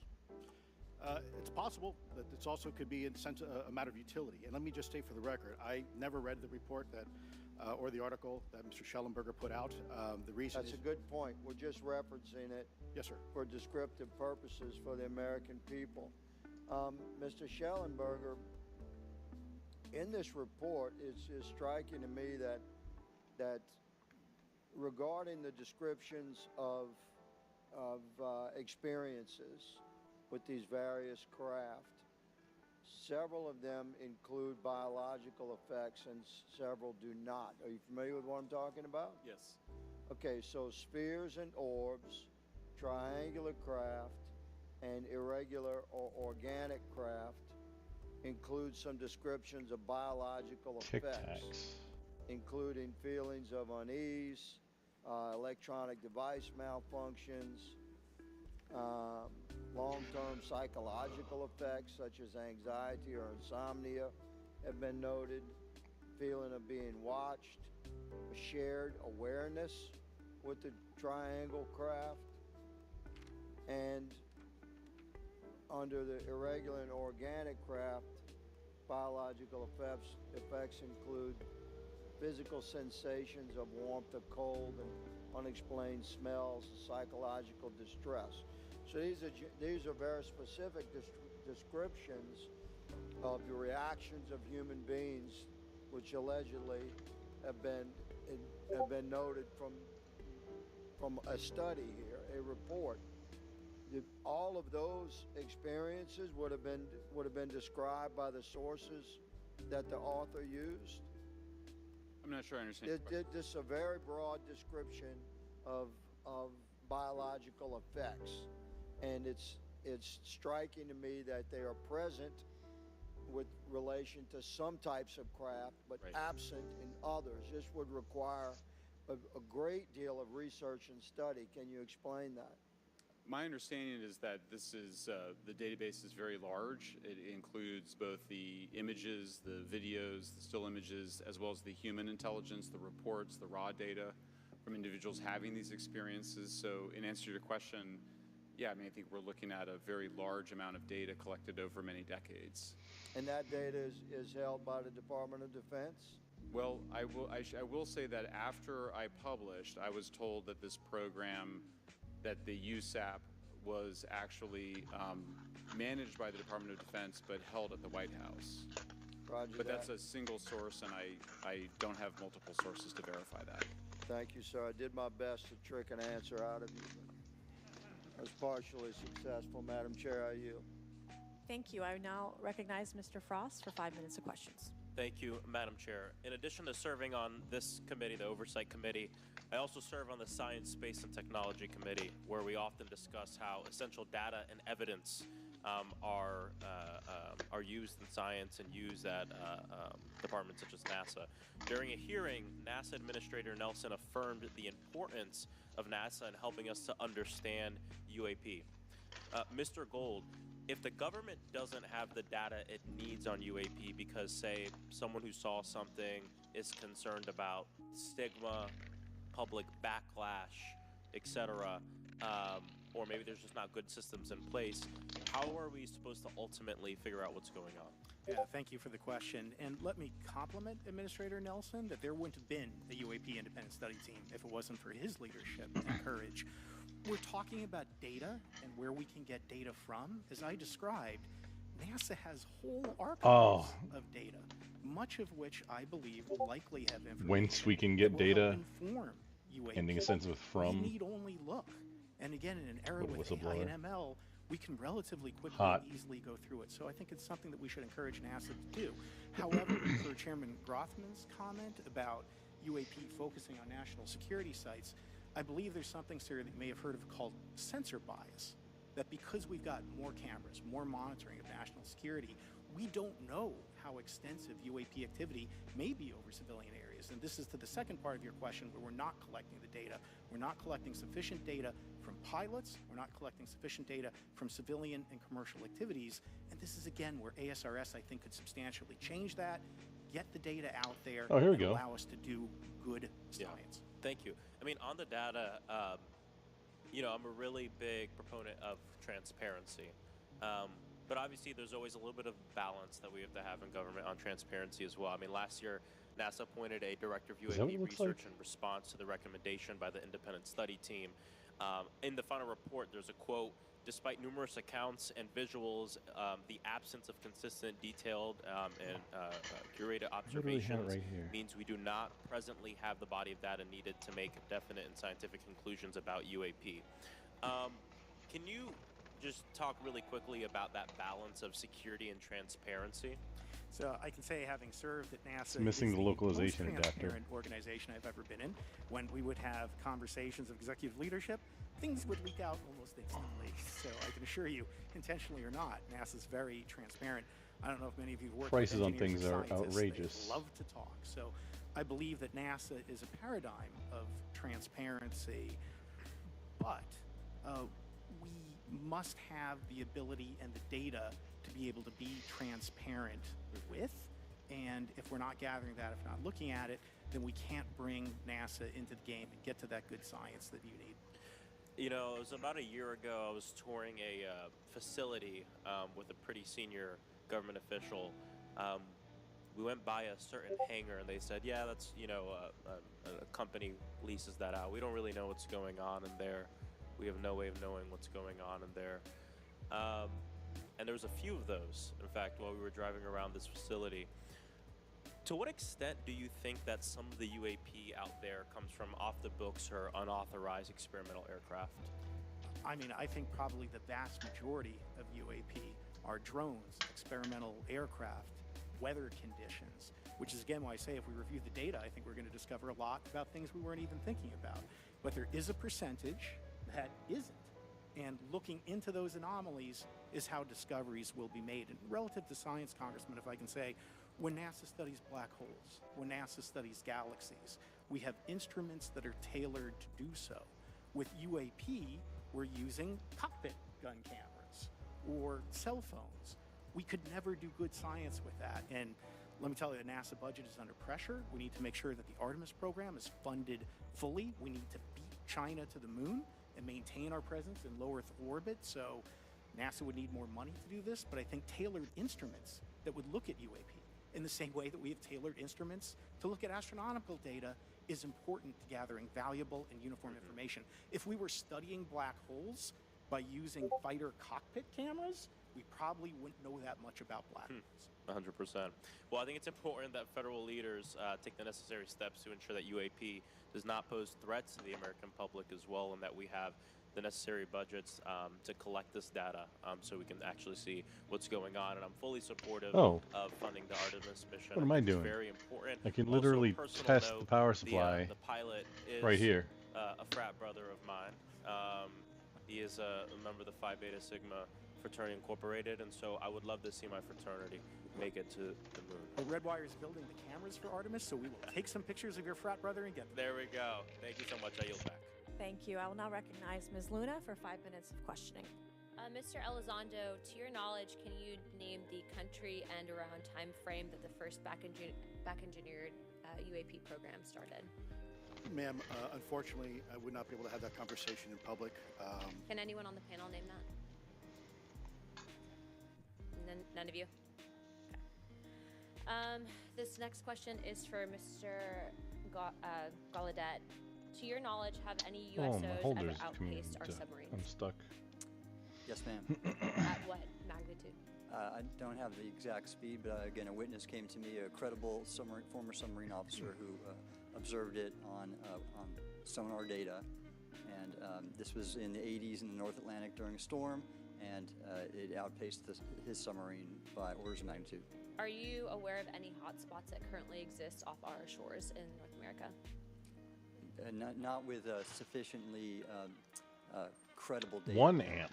Okay, Oh. we've heard reports of there potentially being hotspots, maybe entry and exit points. Have you heard of any of that?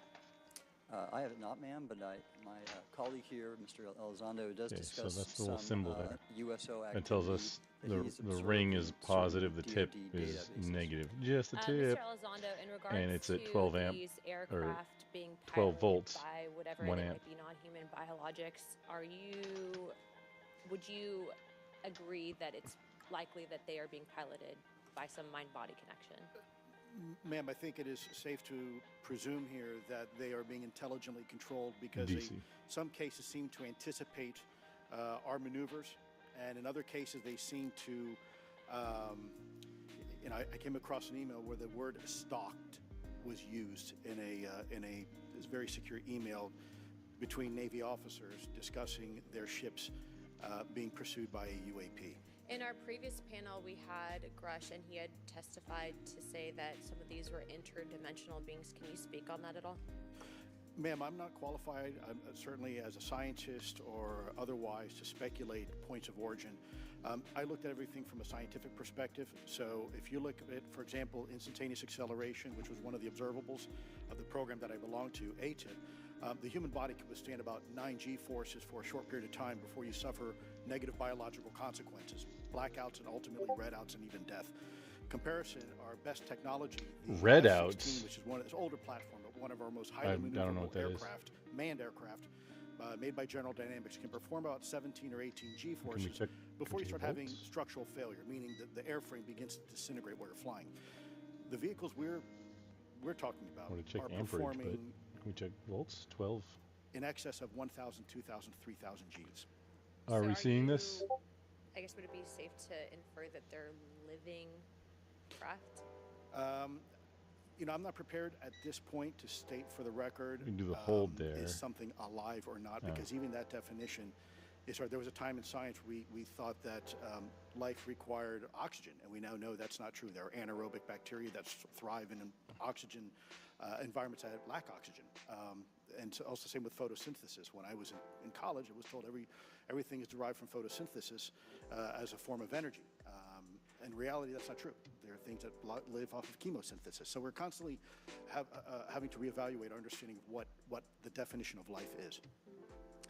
Okay, this is on Do any what, of you ever come millivolts. across reports from people that claim to have firsthand experiences with these entities, whatever they might be, or these aircraft, and then as a result, whether or not they're Now it's religious, just find that V these things volts, and we're automatically disappear? solid at Anyone, 12.34. any of you on the panel? That says the Just power real quick. supply is good to go.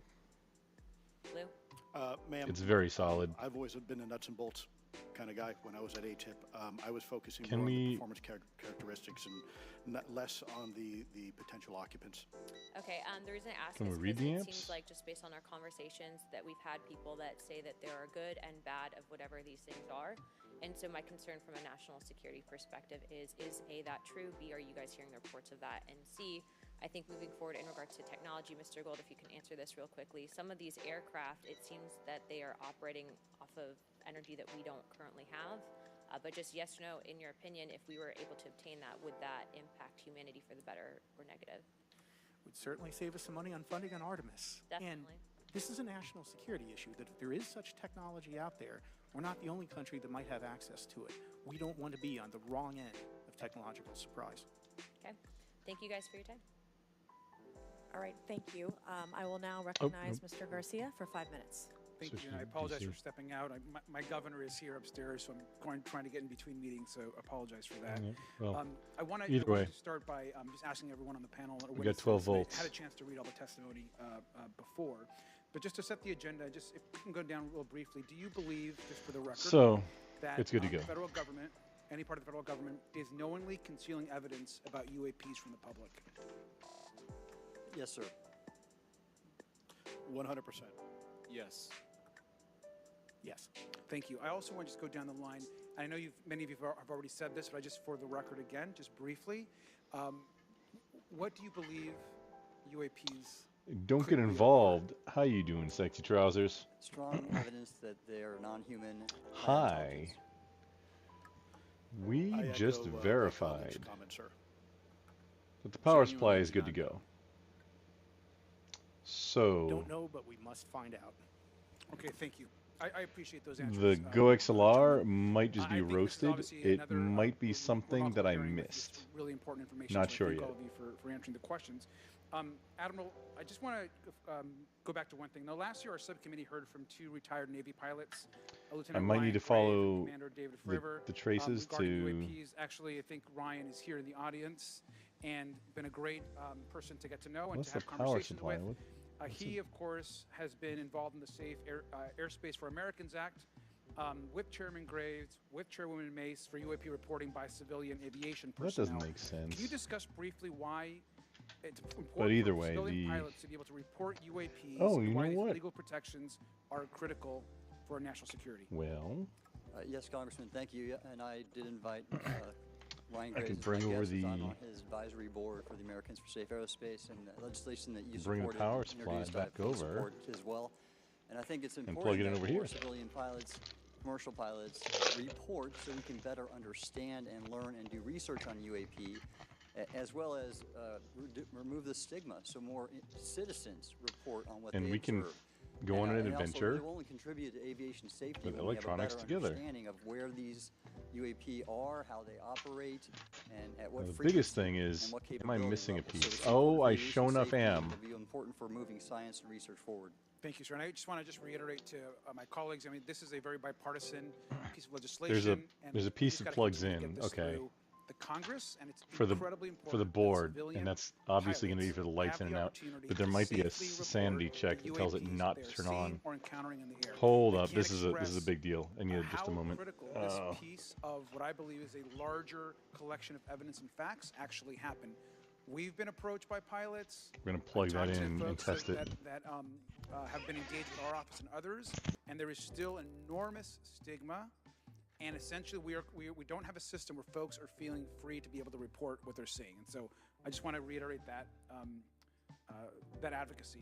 Mr. Gold, in your testimony, you discuss NASA's aviation safety reporting system, a confidential, non-punitive reporting mechanism. In the Safe Airspace for Americans Act, we explicitly allow for civilian reporting, of course, of UAPs. Can you explain why the NASA task force recommended the use of the aviation safety reporting system? The aviation safety reporting system is an existing system that is trusted, that has taken hundreds of thousands, now millions of cases. And again, recognizing budgetary constraints, this seemed like the perfect way to be able to gain more data. And when it comes to the stigma, sir, it's something that pilots are used to reporting on, that crew is used to reporting on. So it's a great way to get data, to overcome the stigma without spending really that much more additional money since the system exists. Thank you so much for your support of that. Thank you for what Ryan Graves does. This is a common sense means to expose the truth of UAP for the purpose of this hearing. Thank you. And I just want to also add, now earlier this year, as part of the House Defense Authorization Bill, the NDAA, I had filed an amendment to include the UAP Disclosure Act, which would create a UAP Records Review Board and exercise with exercise of eminent domain over UAP-related material, modeled actually on the JFK Assassination Records Collection Act, which is widely known. Now, the amendment was blocked, but thankfully the Senate included the amendment. Oh, don't get involved, man, I wish. Schumer for the UAP Disclosure Act. So I just again want to say that we should be pushing and ensuring the UAP which honestly, Act, which is bipartisan in its support, should move forward. And if I can just briefly. Also, particularly Admiral, can you just briefly? I probably close my time, there's a reason I probably shouldn't make critical for us and our national security. jokes about Thank you, that. Congressman. Yes, I believe the UAP Disclosure Act is important for national It's, security, as well as advancing potential socio-economic having to do with, benefits resulting from UAP research, as well as public safety, as we referred to previously regarding aviation. Contract situations that will I allow for greater transparency and maybe open in. research, and that's why I'm also a member of the UAP Disclosure Fund as an advisor, as in the Soul Foundation, as an advisor, senior strategic advisor, which is advocating. You know what? Never mind. Very much. I yield back. All right, thank you. I'd like to recognize Mr. Biggs for 5 minutes of questioning. Thank you, Madam Chair. Thank you for holding this committee. Thank you to the witnesses.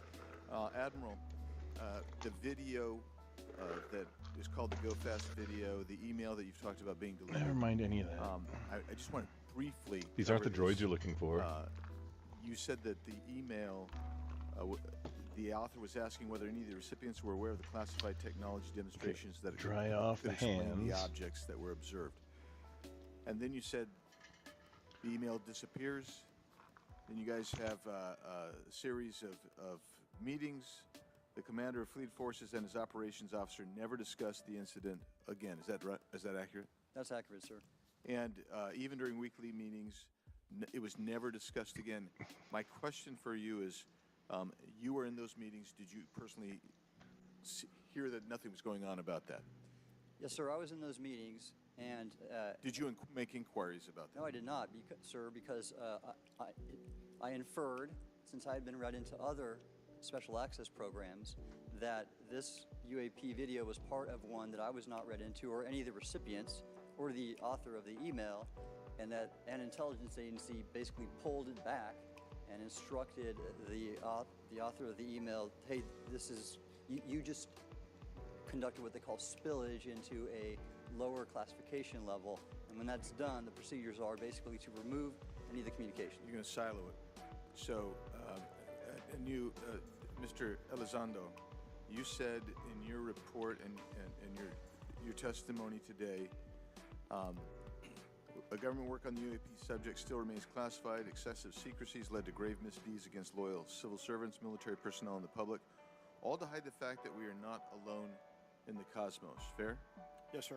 All right, and all of you, and Mr. Schellenberger, by the way, I've read several of your books, Mr. Schellenberger, excellent stuff. What I would say, too, is you were asked about the veracity of the author of this report. We're going to trace these down in just a veracity? second. Yes. Okay. And then, and I'll get to you in a second, Mr. Gold. We'll talk about Kunian and Lakatoshan scientific advancement and how we're obviating that through these processes. But we'll get to that in a sec. Because what I want to really get to is the ultimate question really becomes this. For what purpose is the federal government overclassifying, because that's what they're doing, they're overclassifying, and forbidding the public for getting access to this? And if you know, if you have an explanation, I'm curious, because I know what I've been told. I just want to know from your perspective, why do they overclassify? Mr. Elizondo, you look like you're finger on the button, ready to go. Yes, sir. Forgive me. I think there's several reasons. I think at the time when this reality became evident to the U.S. government, we were in the middle of the Cold War with then Soviet Union, and we did not want to tip our hands to what our knowledge base was on this topic. We did not want to broadcast that to the Cold War's long over. It is, sir. It is, sir. There's also then the philosophical argument that the Department of Defense and the intelligence community is solution-oriented, and when you don't have answers, it's a really tough spot to be in. It's easier to be quiet, suppressed than if you don't have the answer. Indeed, sir. In fact, there's a very real example when we built the U-2 spy plane and flew it over. But yeah, don't get involved. This is Russia. This is just a this is a goXLR. This is I broke it again. They weren't tracking us. In reality, they were tracking every flight. By spilling into it. It wasn't until the Russians because I'm a really cool guy and keep liquids like right next to things that are and Kuhn. You also have a problem with Kenneth Arrow's path dependence or increasing returns. That's one reason why they won't disclose it. It's too painful to admit. But I just want to read a couple things from Mr. Schellenberger's, what he gave to us today, because I think this is interesting stuff, and I just want to convey this to you. On USG networks, there exists infrared footage of and We're going to use this as an insulator. Engaged in SIGINT The two. and mass collection at night temporarily in a specific put area of the Pacific Ocean. This footage, which was in close proximity to the vessels, a large equilateral triangle UAP suddenly appears directly over the ships. These three bright points are seen at each bottom corner of the UAP, which is observed to slowly rotate on its horizontal axis. And he goes on to describe that. And I just want to read one more, and I'm doing this because on top, and we're going to plug I think it's these interesting. pins This stuff into is these interesting, sockets. as anything. So let's get this one here, right here. While performing a routine airspace surveillance and control things mission in fall. the Eastern Air Defense Sector, an F-22 fighter observed multiple UAP contacts at mission altitude. Moving to intercept, the F-22 pilot noted multiple metallic orbs slightly smaller than a sedan, hovering in place. Upon vectoring towards the UAPs, a smaller formation of the metallic orbs accelerated at rapid speed. So now- The F-22, which was unable to establish radar locks on the presumed hostile UAPs, the F-22 broke trajectory and attempted to evade, but was intercepted Does it turn and on? boxed in by approximately 3 to 6 UAPs. And then I'll leave that there, but because I just have no more time left. Well, she's not It looking. appears so let's just no. get into let's get into to part of this. And I thought I would be still, saved by the bell. You know, just no, right let's off the talk gate. about Kunian, Lakatoshan type of scientific development, and the problem that we have here is you have institutional blockage of what would be normal development of scientific ideas. And if you want to expand that, Mr. Gold. We're over time, so be very fast, please. I'll just say I'm a recovering attorney, so please take it easy on the science. But all breakthroughs have been heretical at first, and that's the challenge that we face, particularly with something as extraordinary as this, which is why gathering the data is so important. And I'll just end by saying, So by the way, as a overclassification of ultra material is risky in no way thing, limited to UAP. That is I'm going to occurring plug in the throughout USB cable also, government, as well as the inability to get people classifications so in a that timely if it and suddenly efficient manner, and then to catches have those classifications be broad enough to be useful. So this is a larger issue that I connection hope that Congress will look Thank or you. power, Thank you, Mr. Biggs. I've been generous. Mr. All right, Mr. Biggs. Burleson, I'll recognize you for 5 minutes of Oh questions, no, please. the cable's not long enough. Thank you, Madam Chair. Okay. Mr. Elizondo, Well. Does any branch of the United States government or defense contractors possess technology? Sir, there's documentation that I believe was submitted for the record that was approved for release by the U.S. Pentagon, by the Department of Defense Office of Pre-Publication Security Review, and it states one of the reasons why my predecessor program, OSAP, was trying to collect material of unknown origin. Was it successfully collected? It was not. What happened is that there was an aerospace contract company that requested to divest itself of the material that was collected in the 1950s. Unfortunately, that didn't actually occur. So let's dive into that. That's the Bigelow Airspace, correct? So yes, sir. There was a journalist, Christopher Sharp, who said that there was a transfer between Lockheed Martin, Bigelow Airspace, and the CIA allegedly blocked this. Can you describe that? What I can say is that it was blocked. Why it was blocked, I can only surmise. I was part of some conversations later on with some of those contract personnel where they Just trying to deduce told all of where us the that it was accurate. What we required was a memo from the Secretary of the Air Force in order to make that complete. It would appear that the and tip that never occurred, and so when goes Secretary down Mattis here, became and what do we Secretary of remember? Just the tip is I decided the it would tip be is appropriate for me to negative. try to receive a memo from him. It says right there. As SecDef, as Just the Secretary of tip Defense, if we could not get a memo from the Secretary of the Air Force to this transfer way. that material.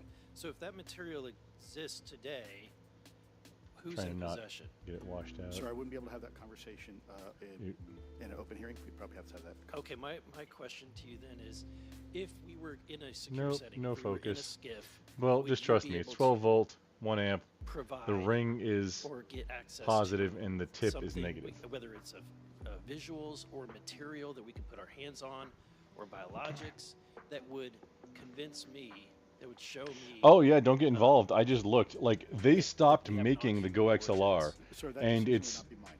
That would be to the gatekeeper still in the U.S. government. and they stopped supporting so it. If you were in our shoes, where would you go? From Usually, there? How would you get that. That would mean that it gets a little cheaper if they stop supporting it. However, Where to the go next. So if you were in our shoes, so it's because of Linux and the open source community. Okay, so I'm running on Linux since 1996 at home and a lot of times at work, and I do nerd stuff too, like professionally. So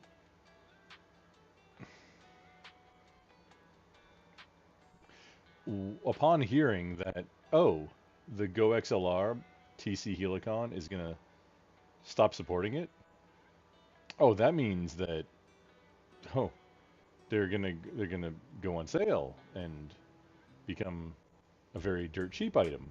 I better pick some up while I still can before they all end up in the dumpster. That's not how it's going. They have open source support because the reason is because they actively said no, we're not doing Linux, we're not doing I don't know about Mac or whatever, but we make the hardware and we're not supporting. We're only going to do exactly what we're doing, and we're not going to support anybody else. So the open source / Linux community said, the FOSS community said, hold my beer, and now there's, I think, better support. Like I think the application that I use on Linux is better than the one that they ever put out. However, the goXLR, specifically the big one, I don't know about the mini, is one of the better pieces of hardware. From what I understand, it's hard to find a USB interface mixer, whether software controlled or for settings or straight hardware, that where the compression and gating functions work as well as the goXLR. That's why I'm using it, because it doesn't have as many inputs as I want. I would much rather it have 2 XLR inputs. I kind of need that for what I do. So I'm having to figure out whole new solutions, or maybe I just don't use one because it's kind of the best. It's not just because I don't even use the like the buttons, the maybe I'm just not, it's not my kind of content. Like everything over here except the mute button. I use the mute button. Sometimes I use the beep button, but I'm not even sure that it actually works. So all, like, the sliders and the mute for the inputs and outputs, and then those 2 buttons, that's all on. Like a goXLR Mini would probably get everything that I do right now done and take up less desk space. But I'm not sure. I think I just haven't played with these enough, the stuff over here, to really figure it out how I could use it for my content, because I'm kind of seat of the pants streamer.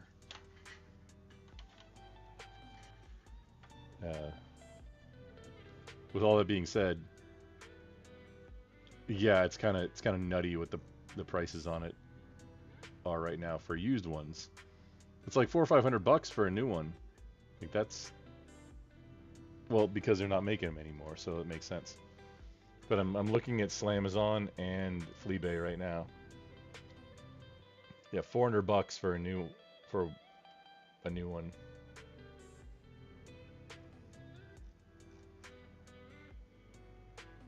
$325 for used like new on Slamazon. There's one for like 100 on Fleabay, but it's reserve not met, and you can buy it now for 200. So I would, yeah, I know I need to pick another, like, a spare up at some point. Especially because, I mean, it's a limited commodity. So you want to be ready for if, oh hey, you spill something on it, to have a spare ready to go. I mean, maybe don't spill things on it. That's probably the best answer, but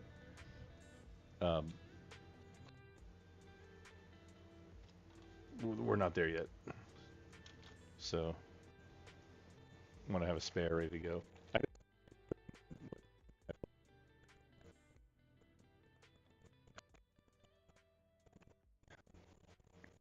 If you're a professional shooting guy, you back up firearm. 2 is 1, 1 is none. However, I don't have a spare. I need like the button that's on it, but I have other microphones. I have different microphones. Some are XLR, some are USB. None that are a 58 though, which is just the gold standard of. Would we say the tip is negative, so we should be able to read tip positive half a volt. Nothing.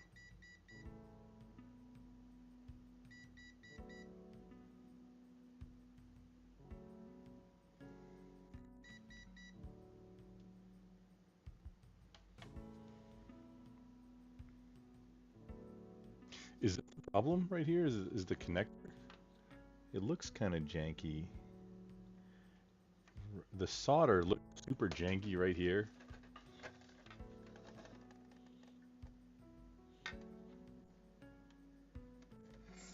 But I'm not testing on the thing on the.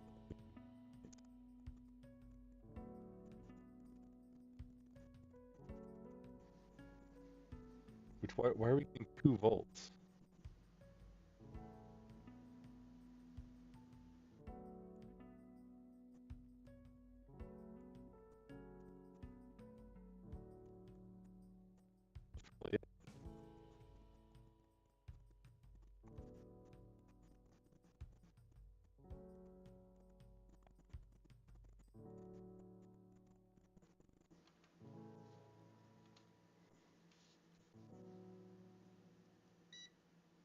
Oh, it might help to freaking this multimeter. Okay, kind of a pain in the ass. Tip ring. Most of the things I do are DC, and the default is AC on it. Well, there we go. So we've got 12 volts coming in, lost just a little bit.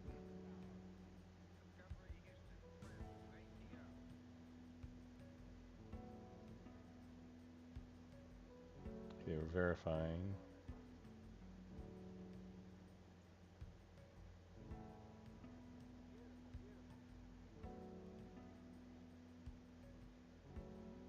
Okay, so confirmed. Yeah, the tip. The tip is negative. That's the tip. And there's the ring. That's where the 2 actual connectors come down. But they did lose.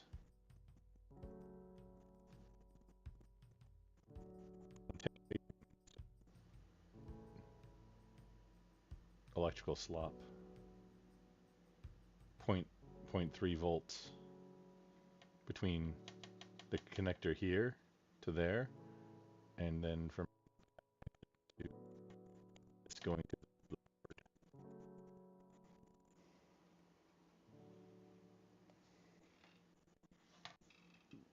Oh yeah, let's listen to Aliens. Man, I got another one. Where would you go? Well, I prefer to answer that question in a closed session. However, we established Aero for that very purpose, and unfortunately, under its previous leadership, it failed. So one would hope that they would have the authorities necessary to do that. Let's hope that this new iteration of leadership will be successful. In the discussions, it's simply about material, or is there discussion about it was previously testified that there was biologics that were collected. Are you aware of any of that? I am, sir, aware of the reporting that biologics have been recovered. Again, my focus was more nuts and bolts, looking at the physical aspects of these phenomenon, how they interacted around military equities and nuclear equities. So I'm certainly not a medical expert. I would not be able to probably provide you a whole lot of value in that simply because I don't have the expertise. But was anything described as that we have possession of bodies? Yes, yes. We have is it multiple types of creatures, or Sir, I couldn't answer that. I can tell you anecdotally that it was discussed quite a bit when I was at the Pentagon. The problem is the supposed collection of these biological samples occurred before my time, in fact, before I was even born. And was this part of the Lockheed Martin discussion, or was this the biologics is a completely separate? Separate yet related. Okay. Has anyone made contact?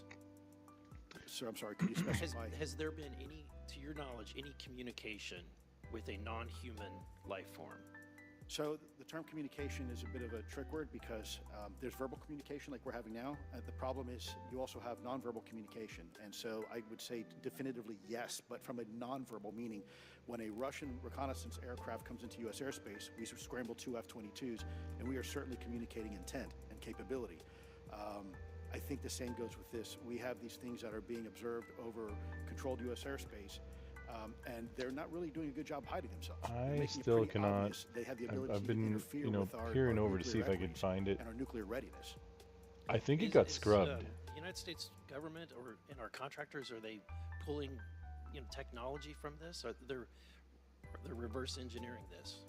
Sir, as I previously stated, please forgive me. I am not authorized to discuss But not to worry. specifics about crash retrievals.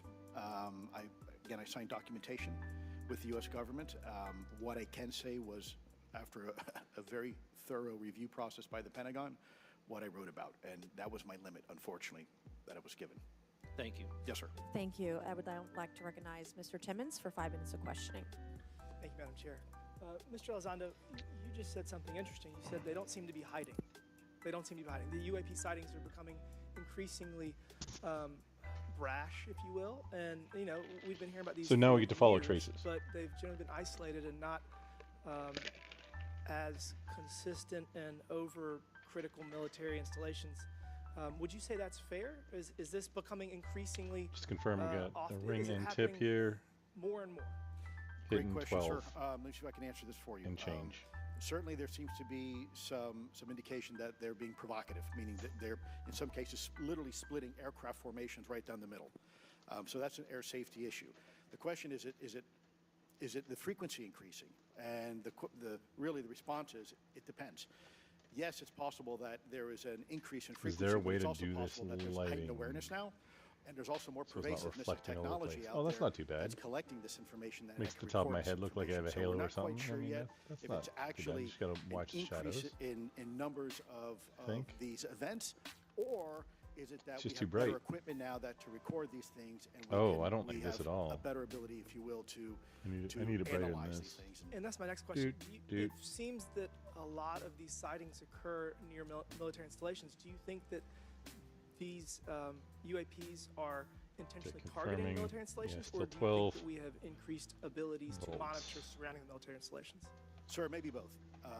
Part of my concern is we have something in the Department of Defense and the intelligence community called IPB. Now, the pain in the ass thing about Initial circuit Preparations boards for Battle is Space. that you And can these have equities like ISR, intelligence, surveillance, you can have reconnaissance, paths and other type of equities and and technologies traces to going prep the on battle both space. sides. And certainly, if I was wearing my national security hat, even if there was a 2% chance that there was some sort of hostile intent here, that's 2% higher than we really can accept. And so we must figure out, there's a calculus, I'm capabilities just going versus to intent plug it into the in USB order to identify really something as a quick and national see if security that's threat. the only thing We've holding seen us some of back. the capabilities, yet we have no idea the intent. And so this is why this discussion is somewhat, I think, problematic from a governmental perspective, because we have no idea. Sure, thank you. Mr. Schellenberger, you're particularly familiar with the Langley Air Force Base incident a year ago? Are you familiar? Just from what I read in the Just from what you've read? Yeah. I would imagine a large percentage of the American population became aware of that with the Wall Street Journal article. Would you agree with that? Yes. And were you aware of that incident prior to the Wall Street Journal article? Nope, No. still nothing. To the rest of the panel, was the Wall Street Journal article the first time that y'all were made aware of what was essentially an over 2-week UAP frenzy over Langley Air Force Base? Were y'all aware of this prior to the Wall Street Journal article? Anybody? Show of hands. Yes, sir. Dr. Guyette, could you give me how did you become aware of it? Well, a colleague of mine who I referenced previously, Chris Mellon, he wrote an extensive article about this, that there were other incursions of drones over Langley before this, as well as many, many military installations over the last 5 decades. And it's my understanding that there's been an ever increasing in number, and I'm trying to think how to say this because I wear 2 different hats. I'm still in the Air Force. So, I mean, it seems that they're becoming increasingly brash, and the question that we really have to figure out is is it China or is it non-human? And I think that's the biggest question the American people want to know. If it's China, it's scary because they have a lot of technology that we cannot explain. And if it's non-human, that's scary because we don't know the intent. And would you say that's and fair? everybody's pretty convinced. Yes, Yeah, this Congressman, can't be in fact, Russia at this I point really at all. believe that we should use this hearing to China's the only one as who a could be. The catalyst Dragon to improve and bolster rises. our air defense capabilities and Oh, hello. maritime What do we have awareness here? capabilities, because obviously Did I there are miss holes in it, this? whether it be UAP of non-HI direction or NHI direction, or like as you say, sir, China or any other adversary. Are you all aware of any task force at the Pentagon or in the national security apparatus that's trying to assess the answer to that question? At the current moment, sir, no, but this is a great point. From 2020 to 2022, there was a UAP task force in the DoD succeeding where Mr. Elizondo worked, led by Jay Stratton, who had the first comprehensive whole-of-government approach to UAP, which involved pathways to So here's declassification how and this to stuff increase works. transparency, as well as assessing See all the the national light security green risks of UAP. This is was conductive. This was a really well-established approach, and we have all advocated The that dark something green like it is return. not. I'm running out of time. The last thing is that we need authorities. It's The physically law higher. enforcement, military do not have authorities to actually engage. And It's we need to. it's done by Congress needs to act acid to give etching. those authorities to local law enforcement and the military, so they have clear guidelines on how to. They assess cover these, issues when going you forward. want to Thank make you. a circuit Thank you. board I'd like to recognize with Ms. acid Vogler etching for 5 minutes of like question. this. Thank you, Madam You Chair. Now that we have all cover been the whole. cautioned in this committee Well, I hearing, mean, you don't that the even. mention of Pentagon's Immaculate Depending on it, Constellation you might program not even could need to. You put just us on a kind of list. etch. Well, you just kind of scratch I out already find the myself path on many lists, I'm sure. so that you don't So, have I speak connectivity my mind between often, here so why and not just all keep these little going lines with it? and then here. May as well just go all out and say it. The Earth is flat. Old birds are days government used wax. drones, and we've never set And foot on the could moon. put a coat of Joe wax Biden on the whole received 81 thing. million votes in the 2020 election. And then so, let's you just see carve how many, out your how many little lists we lines could get on here today. and then pour but Mr. acid on it, and Schellenberger, it I would wanted eat to away ask this you, top layer. I think I Which understand I think from just used to be straight, hearing that like you a panel of would copper. agree that classifying information And then it would like leave this is not in the best interest of the people. the Is that paths correct? that you wanted. Yeah, I mean, with the caveat that, of course, I would With the support breaks that you wanted classification also. necessary to protect secrets essential to national security, but I think it's pretty obvious that there's overclassification. Overclassification, yes. And so, in most instances, if they can't tell us what, do you think at some point they'll at least tell us why? President-elect Trump has repeatedly committed to greater transparency, both on the UAP issue, on JFK files, on COVID origins, and many other things. So I think that we need to make sure that the next administration is held accountable for that. Agreed. Oh, And this is hello, all we have for another yes or no, please. I have many questions I want to get issue. to. Are there any known instances of recovered gonna unplug. materials or technologies that are not of human origin and maybe connected to any advanced bioscience defense programs This within thing. the USG? I don't know. I wouldn't be able to answer that, ma'am. I don't know. I probably should have a schematic so I can see what Okay, test so and where. there are rumors that have come up to the Hill of a secretive project within the Department of Defense involving the manipulation of human genetics with what is described as non-human genetic material, potentially for the enhancement of human capabilities, hybrids. Are any of you familiar with that, yes or no? No, ma'am. I am not, ma'am. I'm not. No, ma'am. Okay, I would like to know, with Immaculate Constellation, how does this relate to UAP activities, Mr. Schellenberg, in oceanic environments? Are there any instances where an the item. Navy or other maritime forces have encountered UAPs that could not be explained by known technology or natural phenomena? Yeah, the Immaculate Constellation covers both terrestrial and oceanic, and there's actually a number of cases described in the report that occur in the ocean.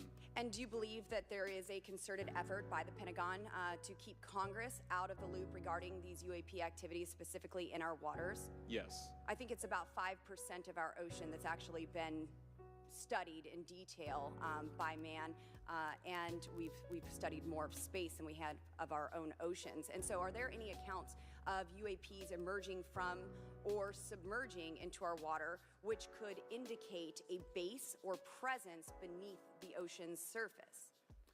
I don't know about a base, but as I mentioned, I had a different source entirely describe this pretty extraordinary footage that exists of orbs, of an orb coming out of the ocean and being met by another orb. Some would say that there's multiple hotspots where we see frequent activity. So in your investigations, have you come across any data or visual evidence like sonar readings or underwater footage of these UAPs? I have not beyond what's in the report. You've written about UAPs not only in the air but in underwater. Are there any specifics on what you've learned about the UAP activity in our oceans? Particularly, have you spoken with sources who have provided any evidence or eyewitness accounts of these UAPs interacting with our naval forces or being detected by our underwater surveillance systems? Nothing beyond what's in the report and then the specific case that I mentioned with the orb. So this report says it all. There's no other information that we are aware of regarding the activity within our waters. I have other sources that have told me that have shared a significant amount of information, but they're not comfortable with me sharing it at this point. Okay. Are there any technological capabilities observed in these oceanic UAPs that seem to defy our current understanding of physics or our engineering capabilities? It seems like they all do. Yes, I would agree with that. My time is up, but I do appreciate your bravery, your courage for coming here and speaking today. And it seems like there's still some questions that we need answers to, and we will not relent until we get those to the American people. Thank you all. Thank you. I move to allow myself and the ranking member 5 additional minutes for questions. Without objection, so ordered. Mr. Elizondo, I move to give myself more time. Ma'am, I would not be authorized to confirm nor deny Carried. the existence of any ongoing or past program, Mace, especially badass. as it relates to a special access program, either by name or trigraph. Okay, and then does the U.S. government or private contractors, do they work with other foreign countries, China, for example, to exchange data, quote from a source, that intelligence data about UAP? Let me see if I can answer that a little bit more generally, ma'am. if I may. We do have foreign material exploitation programs. That is something that is widely known, and that term itself is unclassified. How exactly that works becomes a bit sensitive. The discussion we could certainly have in a closed session if you like. We do work with international partners and allies quite often, not just in military exercises and workups, but in other intelligence efforts as well. In terms of material that's given to private contractors, is certain material given to certain contractors because of their experience? So, for example, if it's related to submerged and undersea propulsion, would it go to a general contractor like General Dynamics? Yes, ma'am, absolutely correct. Different contractors have different levels of expertise. What's Lockheed's expertise? Aerospace, ma'am. In the UAP space, that's all that they wouldn't do submerged. No, I didn't say that, ma'am. Okay. Lockheed Martin and others do quite a bit of work both in our atmosphere, in space, and even underwater. There are certain efforts to. It's a tough question you're asking. Put me on the spot here. I'm looking for the answer. Yes, ma'am. No, they are involved in a lot. I would rather let Lockheed Martin explain the different domains that they are involved with. I'm not authorized to discuss that, but they are involved in a lot of different areas and domains. Admiral, flight safety risks for our pilots, based on what you've experienced and seen in your career. They're extensive, and the one exercise I referred to where I received the email that was then deleted was the pilots, and this is worth bringing out. There are debunkers out there who have said the Go Fast video was just a balloon. That was only one video that was released. There were dozens of these encounters that pilots and friends of Ryan Graves, who's in this room right here, witnessed and cause significant safety concerns. And to almost call out and exercise it and shut it down, which is very compressed, and the carrier's getting ready for deployment, and the pilots have to get certified to land on a carrier, it's extreme, to say the least. All right, I have two last questions. We're going to cancel a float? Real quickly, Mr. Schellenberger, how do we get more whistleblowers to come forward? Well, this hearing does, is very important, and obviously, I can't encourage whistleblowers to obtain information, but I can guarantee that I will protect them and go to prison to protect their identities if they come to me. Yes, sir. Okay, my last question. The first hearing we had on this, I'd never been briefed on UAPs or what they were, biologics, non-human, etc. How would you define, each of you, my last question, how would you define non-human biologics, non-human intelligence? What are we actually talking about? Admiral, and we'll go down the line. I don't think it's a stretch when you look at the diversity of life on this planet and the size of this universe to think that there would be more diverse, higher order, non-human intelligences throughout the universe, and that's probably what's visiting us. I would take the scientific approach. The definition would be the ability to react to a stimulus in a manner that requires an intellectual thought process. I just don't know. I think we must be modest in our assumptions that we're looking for. Hello, what happened that could here? be biological, it might not. Non-biological, but what non-biological intelligence, what does that mean, though? Artificial intelligence, ML, machines. We assume that all intelligence would be like us, and every time we look out in the universe, we are humbled relative to what we don't know in terms of the forms of intelligence and what it may take. I can assure you I probably can't ask you your question, but I think the ultimate answer is going to surprise us all. And then Mr. Garcia did a few Oh, closing no, we got to remarks. unplug this. I It's know we're about unplugged. to hit votes here, so I'll be brief. Just, I want to thank you all for being here. I want to thank Chairwoman Mace especially for holding this important bipartisan hearing. And I want to thank all the committee members that are interested in this topic. I think our commitment to all of you and all the folks that have contacted us, and certainly to the advocates and the pilots, is that we need to continue investigating UAPs. I think the country the country is owed explanations and ensure that the safety of national security is always protected. This is a conversation and questioning that must continue, so I'm very grateful to all of you. And I also just want to add, just personally, I think it's really important for me, two things guide my questioning and my observations on UAPs. One is we should always be guided by facts, science, and data, and stay serious on those issues. And the second thing is I think that we should not limit our imagination and our thoughts and our curiosity on what UAPs could actually be.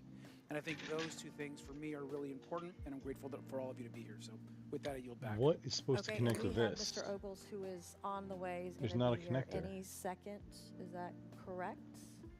Want to check, and he'll be the last member with questions that we have today, and then we have votes. So we want to thank you all for being here. I want to thank Mr. Garcia and folks on both sides of the aisle for being here today and being patient. We have a lot more questions, and I hope that this will open the door to more hearings in the future. I obviously would like to know how much taxpayers are spending on this. You have the right to know, but also if we're spending money on something that doesn't exist, why are we spending the money? And if it does exist, why are we hiding it from the public? And of course, our national security is a huge issue, because if there's technology that could harm us or our allies that are in the hands of our adversaries, we obviously want to stay ahead Mr. of Bill, that to the best of our ability to ensure that that we're talking about technology aliens. This not is in the wrapping hands of up. somebody who could use it against us I have or our comm allies stuff. anywhere in the And I've been world. trying to find So, Mr. Ogles, Dick you're just in time, Durbin's. babe. I will recognize you for 5 minutes of questioning before we head on out today. The friggin' Senate meeting or hearing, excuse me. I saw it briefly. Well, thank you all for being here. It's about a week ago. Madam Chairwoman, I'm out of breath because I sprinted to get here, but this is an important hearing. I think we all know that there's something going on. Mr. Elizondo, based on your knowledge of UAP sightings, do you believe it's fair to say that they are especially common near nuclear sites? Yes, sir. Mr. Congressman, I absolutely am convinced of that, as are my colleagues inside the government. And the reason why I pose that question, and this has been one of my talking points from the beginning, is, Oak Ridge is in Tennessee. the so-called weather balloon that Oh, drifted Mr. Dobry down Oak's Putnik, my control. favorite It Russian passed spy. near Oak Ridge. It obviously is a sensitive site, Yes, both of interest to our adversaries I'm and to interested in whatever else this tracing is. it down because I Because we know confirmed that at the military power supply is installations, not at sensitive bad. locations, such as nuclear facilities, that we're seeing this I take just place. So the question is, noticed what this is it? guy that had some pins bent. However, nothing connects to Do this, so it you doesn't matter if the believe pins are they've bent. caused an However, why irregular were the pins activity? bent? I've taken this thing apart once ever, Why and might they be interested in those sites? there hasn't been Sir, anything ever connected in to some it. Like, cases, actually why regular why are activity. they bent? You'd be surprised. There's actually documentation right now that's been submitted. It's not just So- Oak Ridge. It's Savannah River site, SRS. It's also Los Alamos. A lot of our sensitive R&D locations appear to be under some sort of surveillance and This monitoring. thing's going to take a lot of work to trace down what's Why? actually wrong Well, with it. because a lot of innovation comes out of those areas. A lot of new technologies, a lot of, if you will, disruptive I am technologies just that gonna we use for our purchase national defense originates another out of those locations and advanced Well, Dobry, you see, concepts that's of why physics as well. this So if I was doing multimeter any has a reconnaissance, clamp on it, right? Even on a foreign adversary, that's a great target to start with. Sure, and again, this has been one of my talking points. I do have questions. What role might the Department of Energy or its subsidiaries or affiliates have in this type of technology or possessing this type of technology, whether it's ours or others? Mr. Gallaudet, I think your testimony has been pretty clear, but would you please reiterate that do you believe UAPs pose a threat to pilots? Excuse me. Yes, sir. Absolutely. They were threatening Navy pilots during the exercise that my people were involved with in 2015, and it's my understanding they're risking pilot safety, commercial and military today. Well, considering, and I understand that there's a need in some cases to keep certain technologies secret, but you believe that it is posing a threat to our personnel, correct? Yes, sir. So I think it's reasonable to conclude that if there is a threat to our personnel who are serving our country faithfully, that there be oversight. 100%, Congressman. And in fact, that's the one thing that we've not talked about enough during this hearing is the fact that the government executive branch not sharing with Congress what it knows about UAP infringes on your legislative and oversight responsibilities to such an extent that's very concerning. I mean, what else are we, if you look at national security or intelligence or foreign affairs or appropriations, you all have oversight and legislative responsibility regarding those. This UAP issue may be the greatest issue of our time, and it's being hid from you. Well, I mean, and to your point, I think we've seen over the decades that we have certain adversaries like China, like Russia, that technologically speaking are not as advanced as us, that they lack some of the lethality that we have, and that we've seen that they've gone after our technologies and in some cases succeeded, in particular with missile technology. And so again, my Wait, concern, who's lacking lethality? whether this technology emanates from us or otherworldly, that we know that we possess it. And where's the accountability? Where are the stopgaps? What are the guarantees that if this were to fall in enemy hands, that it isn't immediately weaponized against us? And I'll say this, it is clear from my experience and what I've seen that there is something out there. The question is it ours? Is it someone else's? Or is it otherworldly? And Madam Chairman, I would posit that as the legislative body, as the regulatory body, cannot we find this. must know. And anyone who prevents us Or from even what gaining day it was on. access to that information, I would consider that criminality. Because we have U.S. personnel who may very well be in harm's way. We have technology that ultimately may threaten our very existence. With that, Madam Chairman, I thank you for your indulgence, and I yield back. Thank you, Mr. Ogles. And with that and without objection, all members will have 5 legislative days within which to submit materials and to submit additional written questions for the witnesses, which will be forwarded to the witnesses for their response. If there's no further business without objection, the subcommittee stands adjourned.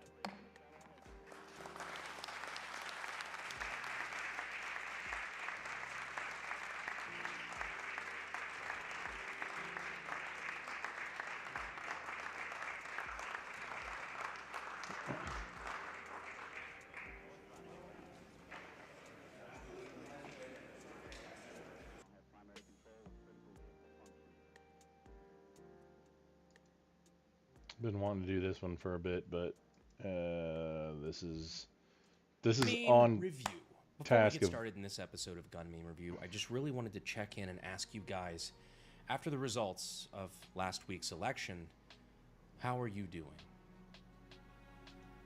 Because I'm doing fucking great, baby. Ice cream man is out, McDonald's man is in. We're in for a fun 4 years. That, and I'm finally glad I can stop getting so many fucking political text messages. Finally being free of election ads, texts, and calls. Mariah Carey. Side note, is it just me, or like when we were kids, didn't they wait until after Thanksgiving to start putting up Christmas shit? Like, don't get me wrong. Yeah, the thawing has already begun. I mean, as soon as October. It's July. After Independence Day, they start thawing out Mariah Carey. It's Oh, here I am. I gotta be right here? Seriously? Okay, we'll adjust the chair. After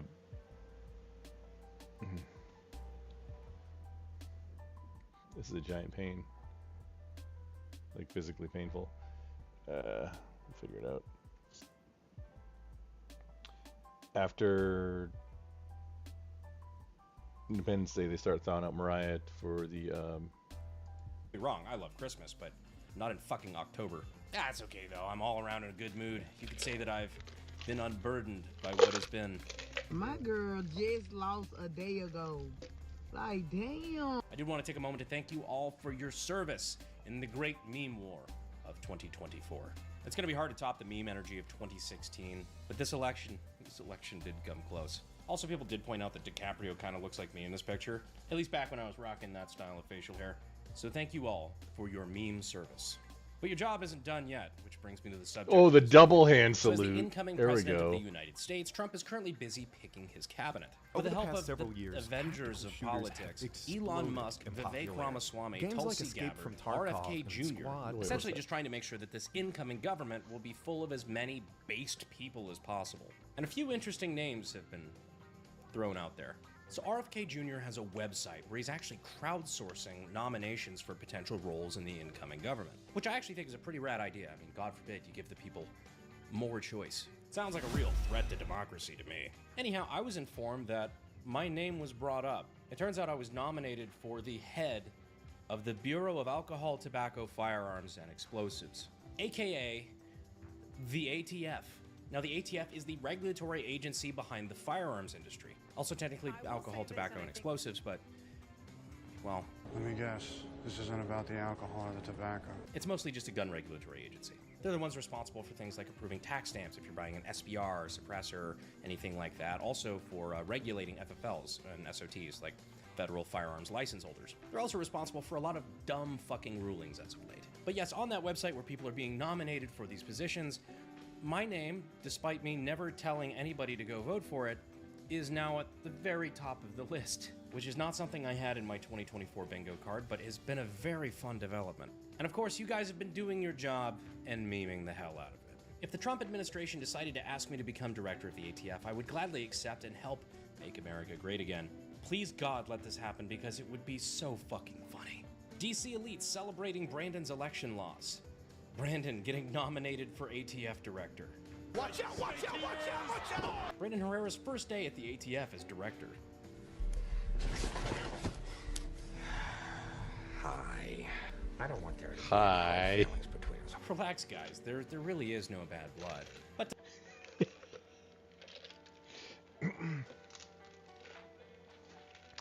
Oh, I got tears of joy. You don't understand. Oh no, Mr. Brandon Herrera. Let's go, Brandon. So, the Tony Gonzalez Brandon Herrera primary. What happened on Twitter, or X, or the letter X in Xi in Chinese is pronounced Xi, so Xi. I don't know. I'm I'm loving what elongated muskrat is doing with the platform. It's great. It's a great thing. It's better than it's ever been. Especially the community notes portion of it. So, for those who don't know, the community notes portion of Twitter is where, or X, is where underneath a tweet there can be a note that adds context to it, or clarifies, or debunks it, or whatever, and it's entirely crowdsourced. Now there's an onboarding process, and it takes a little bit of work to become one. The community notes is a lot of what Tony Gonzalez tweeted out had community notes that clarified and or shut it down, but not all of it did, and that is why I had casually looked into it before, but that's what really got me. You know what? I'm gonna do this, and let's dig in. What does it take? What do we need to do here? It was that just not all of Tony Gonzalez's bullshit was getting fact checked by whatever, just some maybe it just wasn't fast enough. I don't know, because it does take a little bit. It's not immediate.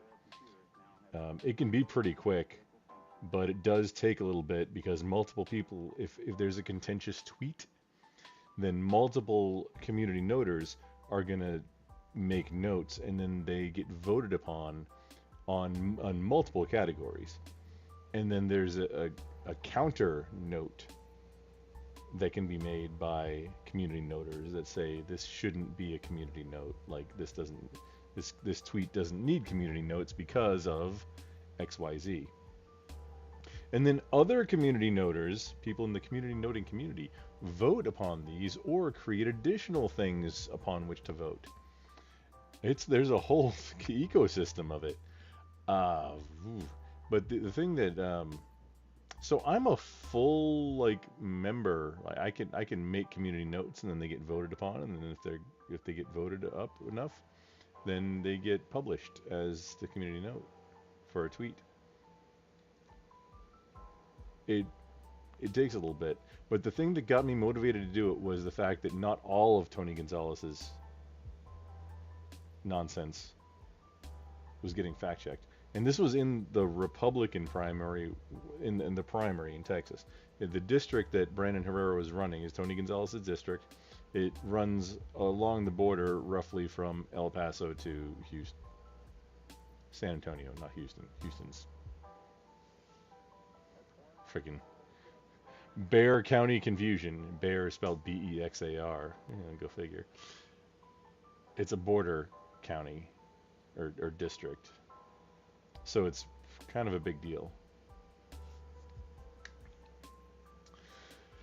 Oh, BSR in the house, drizzling me. Join a panel with women prattle. I think in the last week I've been on 2 Glenn panels. BSR, what do you mean? The last week has been kind of a, if I could use the language of Chuck Schumer, it's been kind of a whirlwind. And I believe I have a new contract, which turned into a contract to hire situation, which I don't know that I was I wanted to. I have a business, and I get contracts. However, this was kind of a big deal. I can't. Normally, I would rant and rave about whatever it was, but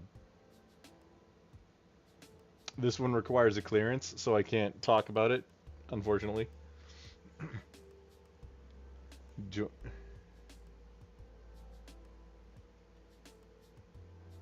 Glenn unmodded you. Dude.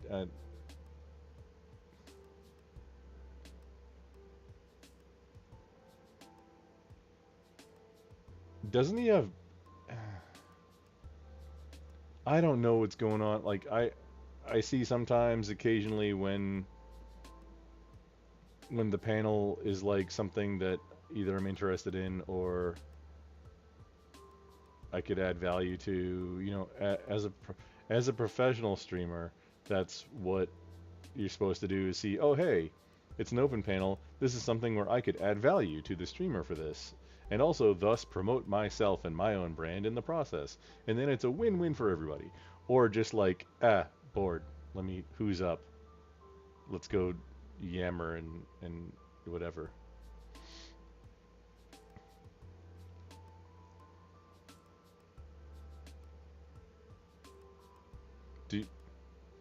Wait, BSR,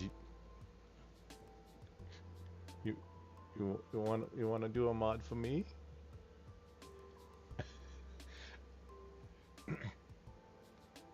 What, on easies? Well, I haven't talked to him in a little while either.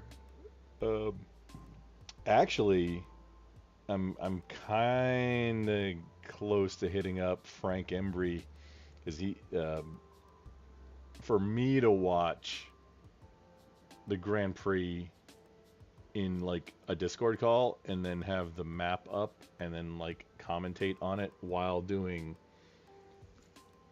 the video and then the chasing down the circuit board at the same time.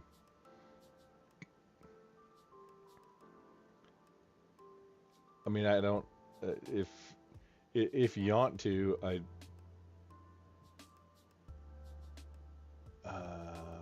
wait, how do I?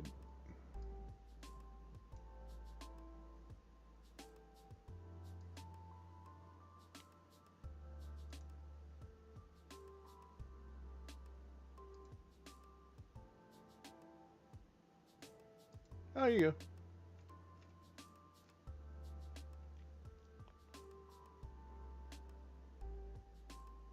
Yeah, the F1 Grand Prix.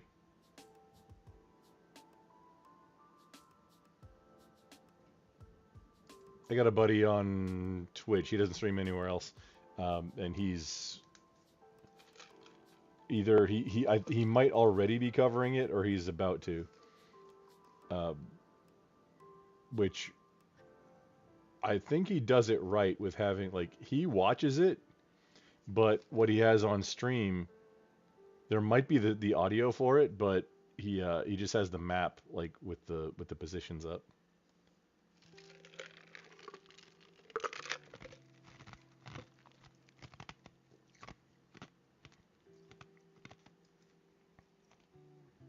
Oh, BSR, your demands, they're so sexy.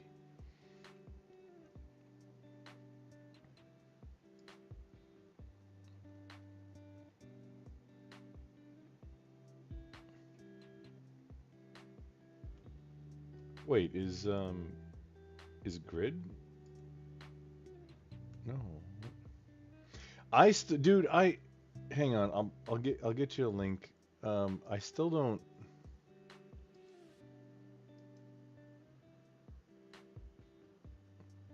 Oh no, he's ending. He's